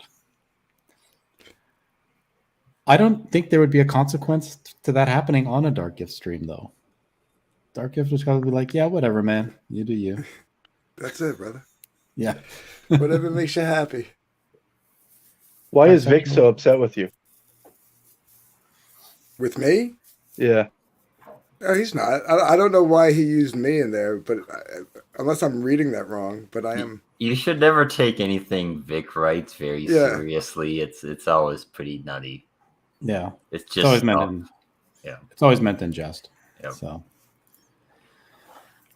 Well, I guess we're coming up to that point. So I know it's been dragging on quite a bit for you, Micah, and probably try to wrap up fairly soon.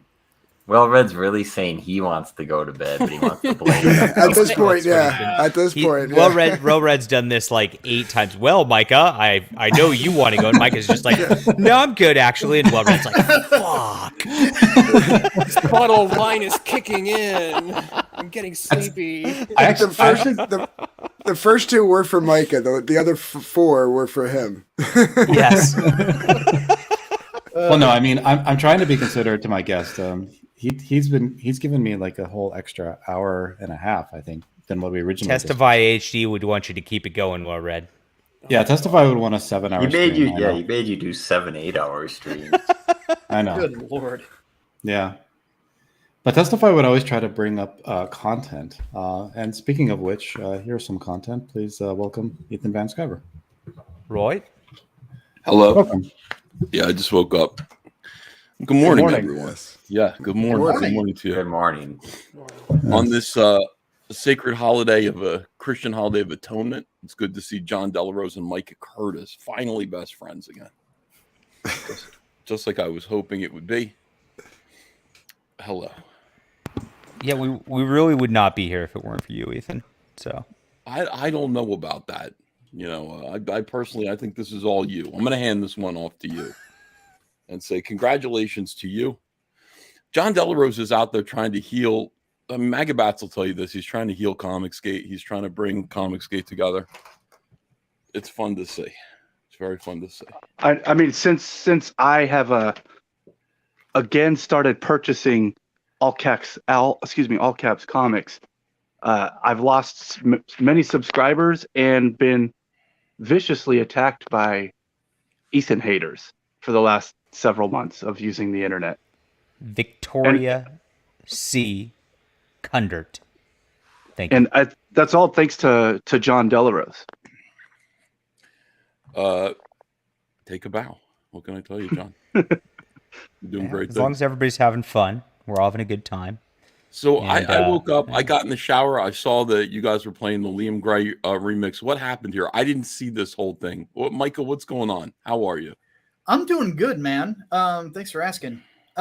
Basically, I mean, we talked a bit about what I've got going on comic-wise, and then they were basically asking me about, you know, why Liam is the way that he is. And even I don't know. And we got to the point where they had asked me about, like, if I caught that stream between John and Liam. I had only caught the tail end, and then they showed me Finatra's rap beat, which was pretty nice. I ain't gonna lie. That's basically the long and short of it. Yeah, I don't know how you could miss that. That was probably if there's been a stream of 2022 so far, that would be it. Highly entertaining, the Liam versus John Delarose thing. Liam showed up, I think, ready to cry, ready to clear his name, tearfully if necessary, and that it turned into something I don't think he or John was. John, were you anticipating that? Did you think he was gonna? No, I thought he'd be combative, and I thought he'd be I saw that little that he looked like he was going to cry at the beginning, so I thought he'd just be angry and kind of just defensive, but when he went into full fight me mode, I mean, I could have never anticipated that. That was just fucking nuts on a whole new level. Amazing, absolutely amazing. You're fucked, mate. But there was that. It was pretty funny when he pulled the fighting Irish pose, swinging his little fisticuffs. There was that one moment though where he wasn't crazy. It only lasted 15 seconds, and if you blink, you miss it. But when they Tug asks them why do they think they do this, and he goes, "Oh, because it's about me." And then he realized how stupid he sounded, and he started laughing at himself. That was the only time he's ever been normal. And even John points it out. He's like, "Hey, that was endearing." And then he's like, "That was okay. Back to fucking crazy again." Right. It's strange, man. He wanted to be his whole thing is wanting to be Comicsgate's villain. Like he says, Comicsgate needs a villain, and I'll be it. Apparently, I'm being chosen to be the villain. And man, I gotta. How do we fix that notion? I mean, do I need a baseball bat? How do we beat? how do we repair people of the notion that Comicsgate needs somebody to be a retarded spurg and make trouble for everyone, so that we have content, because there's nothing to talk about ever except for someone being an asshole. How do we fix that? It's like no, they took Preston. They needed Preston Poulter to be an enemy, and for a little while they needed him to do that. Who the fuck needed Preston Poulter to do anything? Nobody did. That was his own retarded, batshit, crazy bullshit. Well, now they're done with Preston Poulter, and now it's time. Now they've chosen me, Liam Gray, and so you wish that into reality, I guess. You decide that that's going to be the case. You're going to go around doing the worst thing imaginable, something that's taboo. You're going to strike down people's channels. You're going to mass flag and report them, false DMCA strike people, remove their ability to make a living. And then what do you think is going to happen? I'm going to draw a caricature of you. And you are going to get laughed at. Like, people are going to decide that you're an asshole. But I mean, they didn't people didn't. Liam is weird. Like, I go back and sometimes I'll read like the DM exchanges between me and Liam, and it's like me just being like, just do your work, just do your work, just do your work. Stop this. Stop fighting. Stop caring about what people in the slums of CG are saying about you. Stop accepting these fights. Just do your fucking work and it'll be okay. I promise you. And this is actually Nasser's fault. Yeah, Nasser was the first to break Liam, right? Yeah. Yeah, there's a lot of this gayness too. There's a lot of this utter faggotry where it's just like, I can't be in Comicsgate if this guy's also in Comicsgate. I refuse to coexist. Bats is dealing with this now where it's just like, what? Like, John Delarose dealt with this when he decided just to, I'm going to stop fighting. I'm just going to get along, see what happens. Yeah, they all came after me the same way. Yeah. Well, and Ethan, the reason I went the direction I went for that period of time is because John is my friend in real life. Is that true, John?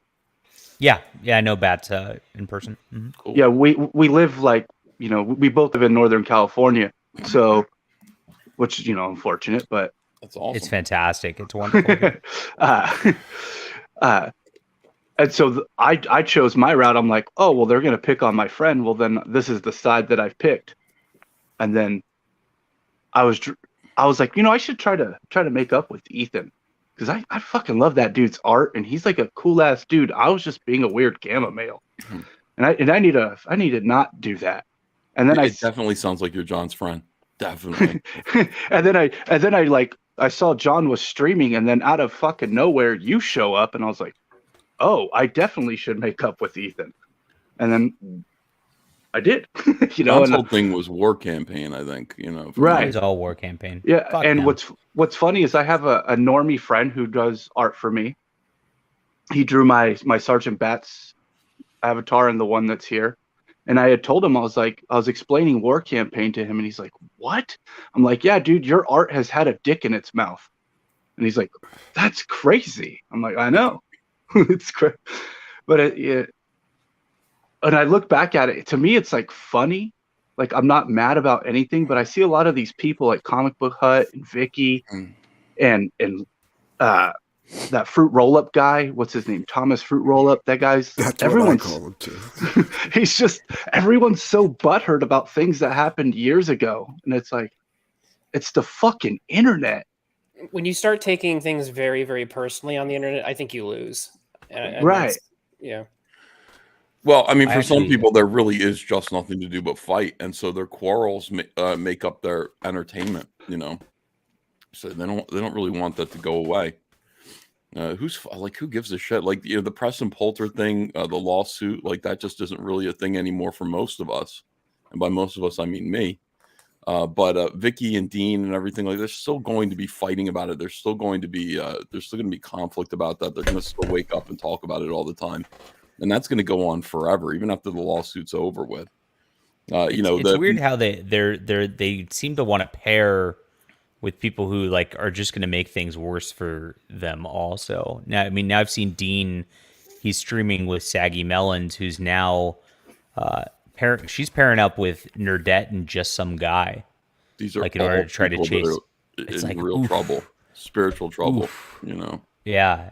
It's like that's not she unblocked me today, and she's like, "What's going on? Like, now, are you happy?" And I'm like, "Well, yeah, I don't like people blocking me because I'm a nice person."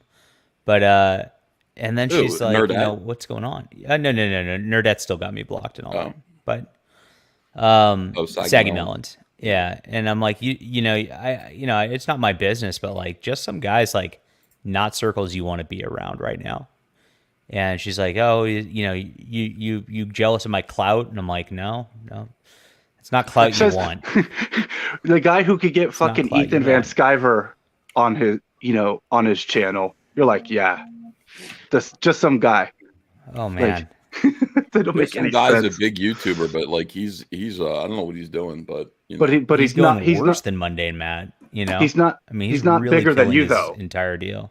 I hope he sorts it. I hope you see it. I think he is bigger than me. I hope he sorts it out, and I hope he like gets on the right path again. But I mean, people who are just like people who are destined, who are determined to lose. You know, it's like they're just determined to lose. Why? I have a theory that just some guy is turned heel because he wants to get a job in mainstream comics. That's my guess. That's not gonna. Yeah, That's not going to happen. He's made too many videos bashing them. The my thought is that if I recall correctly, he's bisexual, isn't he? Yes. Yeah. Yeah, so he might have a bit of a cultural blind spot there when it comes to the whole Florida bill thing. Because like a lot of the stuff that he said about it, just you can have a whole debate on whether or not the word groomer is the right one. It's semantics. The thing for me is like he's not an idiot. He's not the type of person that is just completely dumb to what words mean, right? I think that because of that blind spot that some people just have, he's making assumptions about the bill and things like that, and it's just he just keeps doubling down. It's like there's nothing wrong with saying I didn't read it right or whatever. Well, I definitely am taking the situation in my own hands, and I challenged just some guy to a debate on my channel. The topic is why being gay is gay. Your move, just some guy. So if he wants to come on and debate this very serious topic, I'm ready for him. Check and mate, John Delarose. Yeah, and in my opinion too, is the people who want to, all these people that John named off. I feel like Ethan says, they do have a spiritual issue here, and it's the lack of Jesus Christ in their heart. Yes. Or the fact that why can't we settle our differences via Street Fighter? I mean, Well, Liam tried that. He wanted to fight in the streets. Okay. That's because they'll just use E Honda and just use spam the hands. Okay. Yeah. Yes, that's why. they could have just been grifters to start with. I mean, just some guy probably built his brand knowing that right-wing perspectives were popular on YouTube for a little while. That's And never now- happened. Yeah, and now he thinks that it's no longer the market that he wants to be in. But, I mean, I think hypocrisy is damaging. So I don't see how he's going to recover from that perspective, considering some of the things that he said were really, really outlandish, really burnt some bridges. Christians are groomers. Yeah, the Christian hatred is a bridge too far. It's the two things that are, you know, the Christian hatred and the defense of pedophiles is, or the like when you know, this person is getting a little too close to our children and we need to protect our children from this pervert, and then you go, what do you mean? And then you get all defensive. That's just a bad look no matter what. I wouldn't say, I'll roll that back. I don't think just some guy, I'm not going to accuse him of defending pedophiles necessarily, but I'm going to say, when people say, I'm afraid of my children falling prey to pedophiles, he gets very upset. And that is not a good look. Thank you. Yeah, there's no reason to belittle parents' concerns about the kind of messaging that their kids are being exposed to. Well, Red, your streams are really like, I mean, god damn, it's like fucking John Delarose, can you take over, please? Yeah, hit that like and subscribe button, everybody. Oh, it's just, and I don't know what yeah, it is with Well I Read, know. but it's like fucking, I mean, it's just, you've got John Delarose in here, you've got Micah Curtis in here. This should be interesting, and it is an interesting Well Read. This is a flop. Well, maybe it's because you haven't woken up yet. I mean, Well, what am I supposed to do? I just popped in It's here not like, his hey, I'm fault. going to enjoy the fireworks between John Delarose and Micah Curtis, and there aren't any. No, we're a peaceful stream. Yeah. No, it's not even about peace. It's just we've healed. more interesting. Yeah, I don't want them to fight, but we grow flowers. We tend to the garden. So that's how we do you things. lay in flowers and you fall asleep. You have to wake up. It's like poppies in here. It's like that scene from Wizard of Oz. I could spurg, but I mean, it would be very unnatural. So, yeah, it just wouldn't work. All right, I'm going back to bed. I think I'm going Good to night, bed Ethan. too. Good night. I killed Ethan. for an hour. Oh man. Well read has one mode. Yeah, I have. See, people tell you this well read, and you always think they're joking. They're not joking. Well, I do a comic review stream. I mean, I don't know how much drama you can milk out of that. So, the point of the content is to have discussions. Maybe we should switch out your wine for energy drinks. Just make you all spazzed out, so you just talk a mile a minute and are like halfway insane and you don't know why. Mm-hmm. So, yeah, that would be unjarring for the rest of us. I mean, it was a lot more fun when Liam Gravy was here. Yeah, I mean that's intentional. I bring on Liam. Micah and I should be interesting, and we're not. I mean, that's mind blowing to me. That's in reality you're not very interesting. I was just going to say, welcome to the really real world. Weren't you here last time when Well Read made OC Steve come? Come on, I mean he does that to people. It's horrible. OC Steve, what happened with OC Steve? Oh yeah. He came. That's what he said. He came. He made him come. He made him calm. Oh, calm. Oh man, I got to get new headphones. Jesus Christ. Good Lord, dude. That's the. I'm thinking about hanging out with OC Steve. So like we've got the Ontario Comic Con coming up, which is in SoCal in May, and Kenneth Rockefeller's going down there. I hung out with him last week. We went to a comic book store, got coffee, hung out, and it was fun. And Ontario's a shithole. It's a shithole, but there's a Comic-Con there, and he's going, and OC Steve's going, and that's kind of close to Quaff, too, so Quaff's probably going to go, too. So we're going to have, like, a West Coast Comicsgate Comic-Con. And the best part, this is the real best part, everybody, Mark Wade's going to be there. Yes. So, yes. When is this? When is this? Because I can just stay at a friend's house. May what? Yeah, I don't know. Look it up, Ontario Comic Con, and okay. OC Steve and I are going to do a stream from there, and we'll see if we can get Mark Wade to come stream with us. That would be amazing. The best part, actually, though, is Well Read will not be there. Yes, he won't. He'd be interviewing Mark Wade. He'd be like, "Hello, Mark." That won't be the best part for me. I'll be very sad. I enjoyed your Kingdom Come book. That's assuming that anybody wants to have a discussion with Mark Wade for more than 10 seconds.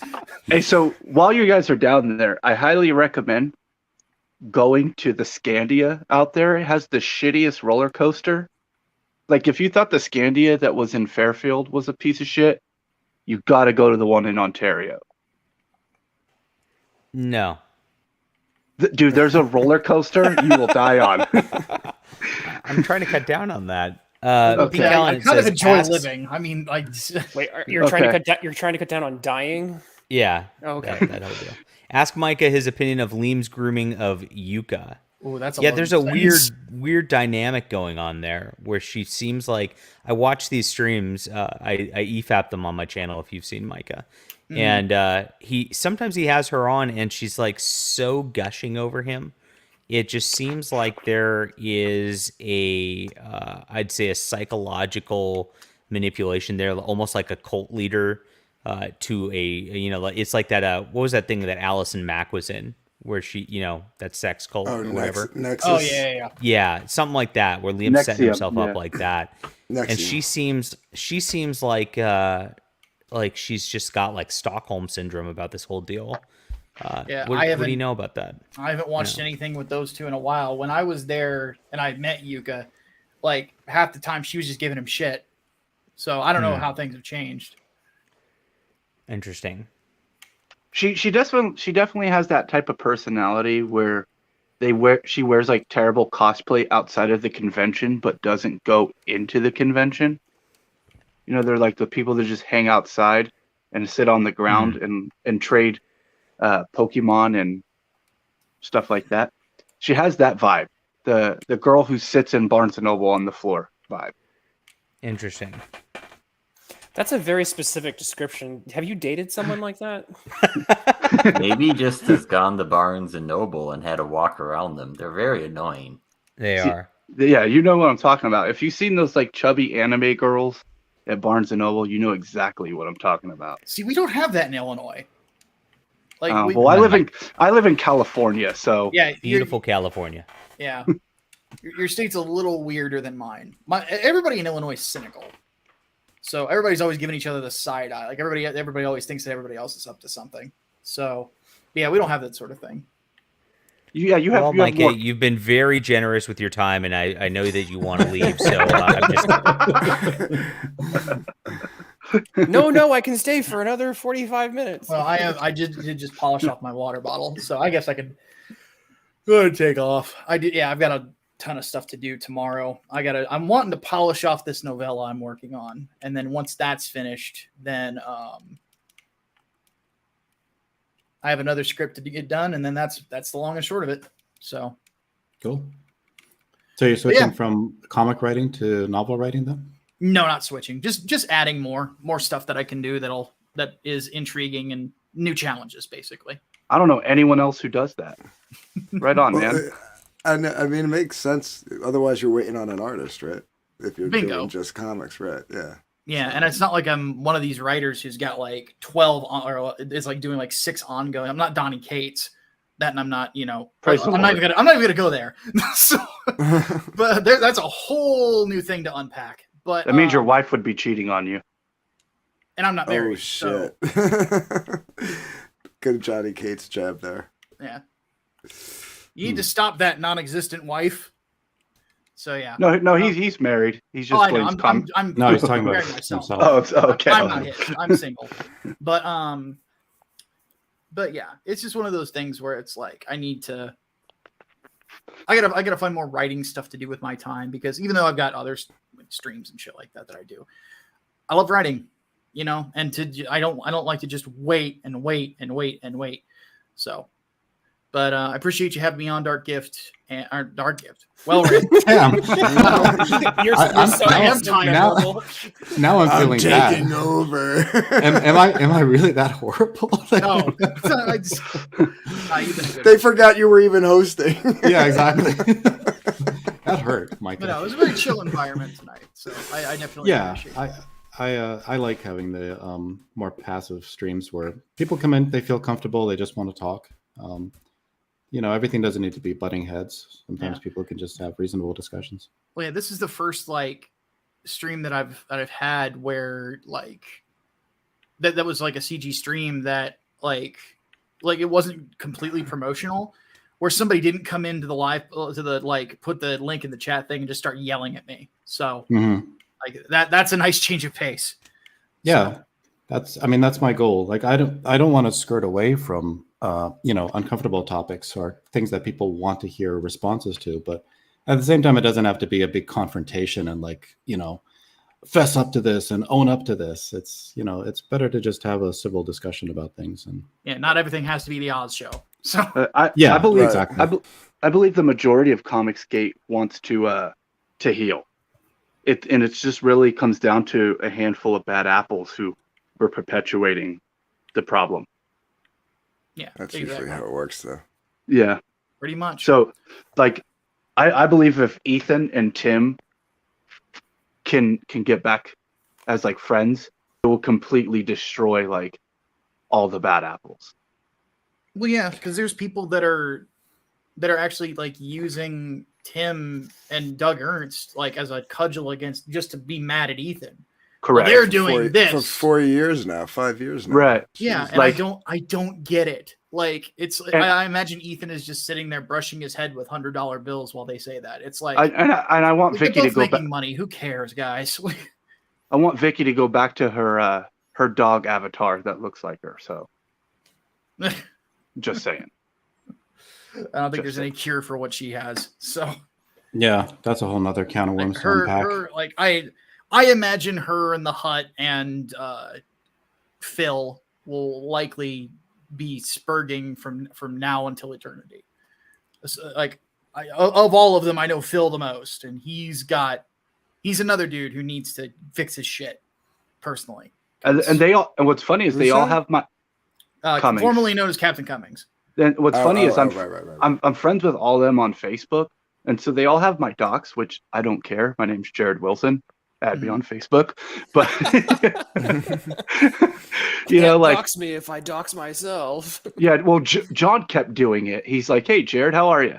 And I was like, "Oh shit! Oh hi, hey, Bats." I was like, "Dude, every time." But yeah, they have my docs, and they like. I've gotten some DMs from them on Facebook. They're like, "What are you thinking? You're turning on us." I'm like, "No, dude. I've been an Ethan Van Sciver fan since 2003. You can go fuck yourself." Yeah. It's like I'm here for comics. Yeah. Not you. Not you. Well, that was one thing that I, has kind of changed for me over the last 10 months is I just stopped caring about the tribalism. Mm-hmm. It's just like, look, these are what my beliefs are. And, if people who I'm a Christian, I'm used to people who who agree with my beliefs, disagreeing with me on other things, and I can completely get along with them. They basically in this same circle, I'm fully capable of doing the same thing as any other adult. So, well, I mean, I've always said I came here to be a comic book fan, and not go back to high school and click off, and you know what I mean, like that's why I float around, do what I do. Yeah, bingo. But yeah, before I go, just check out Inglewood Book 2 if you guys haven't already. I'm very proud of the book. I think it's coming along quite well. It looks good. It looks good. Campaign's coming along, man. Good. This should make you proud, actually. Velnet is dropping your link for you, Micah. So you meant I appreciate that, dude. It's all about the healing right now. Yep. Yeah.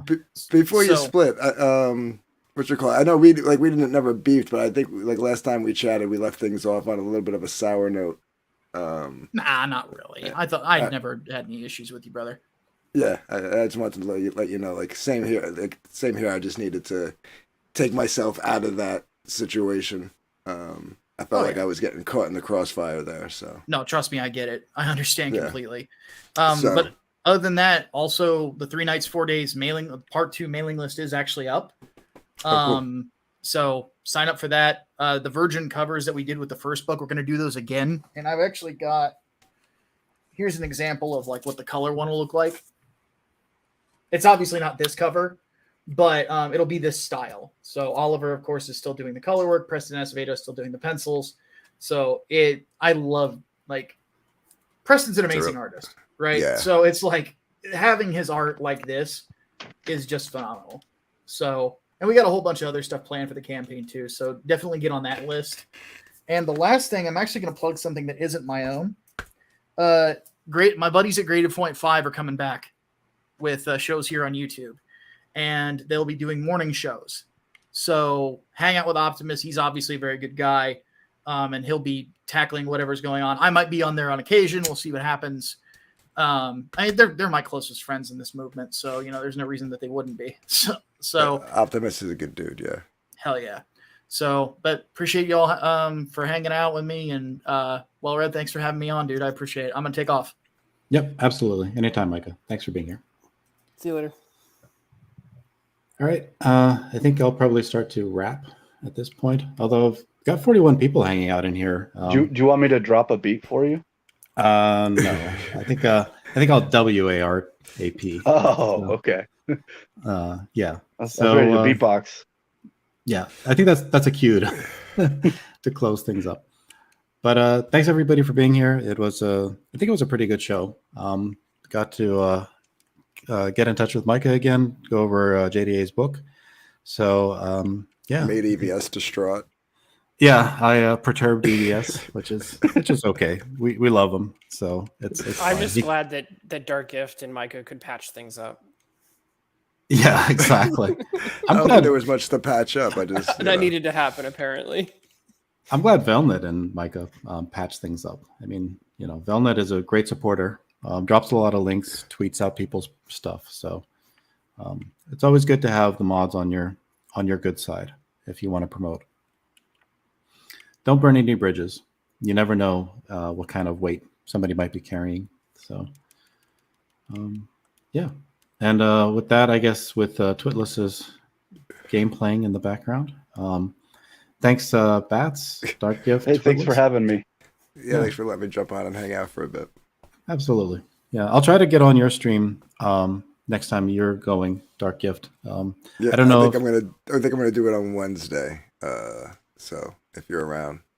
Okay. Yeah, we'll see. Might have some family stuff, but if I'm around, definitely I'll be there. Will there be a seance? Only if it bores the crap out of EVS. So that's going to be the standard that we hold at the channel from now on. I'm telling you, if that bastard freaking possesses my house, everybody's in trouble. I'm hunting everybody down. Yeah. Twitless, did you want to throw out a plug before we get going? I mean, one of these days when you review my book, maybe. I mean, it's coming. I keep semi-confirming people, and then things fall apart. So it's yeah. I have it. Yeah, you're on deck for being one of the reviewers. It's just the other one. I can't get Wooster, or I can't get one of the other reviewers. But there are alternatives. It's just a matter of getting everybody's schedules to sync up. So, hey Twitless, in Holy Legion, can you send me a link for the book? I'll give it a purchase today. Sure. Cool. Happy to do so. Thank you for that, Bats. Yeah, absolutely. I didn't realize that John ended Cosmic Warrior. I was like, I'm gonna wait till 4 comes out before I buy 3. And it turns out there's just 3 issues. And so I was like, finish the book. Like, oh, well, okay, so I'll buy Cosmic Warrior and Omega Girl today. Spirit Scar is pretty disappointed that nobody yelled at Micah. But I got yelled. The link was dropped. You could have done that yourself. So yeah, seriously. And I mean, I got yelled at. So isn't that compensation enough? So, at least somebody got yelled at, right? Yeah, come on. Yeah, Ethan yelled at Well Read, which was totally better. Yeah, than Micah getting yelled at. We've seen Micah get yelled at far too often. EVS and Micah carry a lot of weight, don't they? That was a fat joke, wasn't it? Well read. Well, I mean, probably. I mean, it's fair. I guess all the fat jokes I've thrown at Ethan, he's more than welcome to come on here and tell me how boring I am. So he sounded really personally affronted this time. Yeah, you really did feel like you took it like as a personal slight. Like, you've offended me with your horrible content. How dare you? It's funny because I actually enjoy. I wonder if he'd had his coffee at that point. Maybe we were getting the raw, unfiltered before coffee. Yeah, that's the white bathrobe Tony Soprano version of Ethan. Of Ethan, where he walks downstairs, he rubs Hunter's head, slaps his wife's ass, and then gets mad at the newspaper. But you today were the newspaper. It's like, well, Red, I've been repressing this for a whole year, but you are boring as shit. I actually enjoy your streams because it's like a very stark contrast to the rest of the other streams, where everybody's just yeah. And I mean that in a good way, I come over here to chill.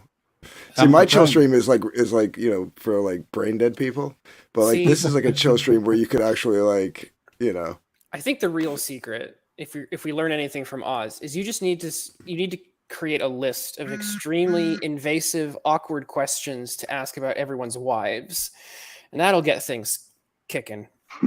I jumped in the chat of Graham Nolan's stream the other day. It says hanging out with the professionals, and it was all the boomers of CG. It had Graham Nolan and what's his name, Art Tabritt or whatever, and it was Tabert, Yeah, it was like 8 guys in their like late 50s, early 60s, talking about how great their wives are and how wonderful that their wives put up with their bullshit into their age of like cleaning up their toys and still making them. It's just like, what the fuck am I listening to? Then I saw Liam was streaming. I'm like, oh, this is going to be far more entertaining. See you guys. But sometimes you need to break it up, right? Like, so it was a nice reprieve until Liam came on. There you go. Right. Yeah, I mean, I was just sitting in my car eating a burrito because I don't like eating in restaurants anymore because that requires me to tip. You'd get along with Zach. Oh, I had a burrito today. That's what's weird is that a lot of people say that my channel is like ripping off Zach, but literally my channel is just me. Like, I like Zach sometimes, but sometimes I'm like, you're a fucking idiot. And I don't mean to be, but I guess him and I have like similarities in like personality. It's just, we probably would not get along in real life. I read Velned's comment wrong for a split second. Dark Gift has a website. No, not that one. The one below it. Oh, T Bear. Yeah. Yeah. Okay. Out of the corner of my eye, it looked like something else. I was like, what the hell is he saying? Yeah, what kind of tea is that? Mushroom tea? Little shrooms in there? All right. So I guess with that, let's wrap. And I'll probably be back next Sunday. So look forward to that. And have a good night, everybody. Check out Omega Girl, issue 2 coming soon. Yep. Darkiv, did you want to drop a plug before we Velnet already did it for me. Check out the website. Cool. All right, everybody. Have a good night. Night. See ya.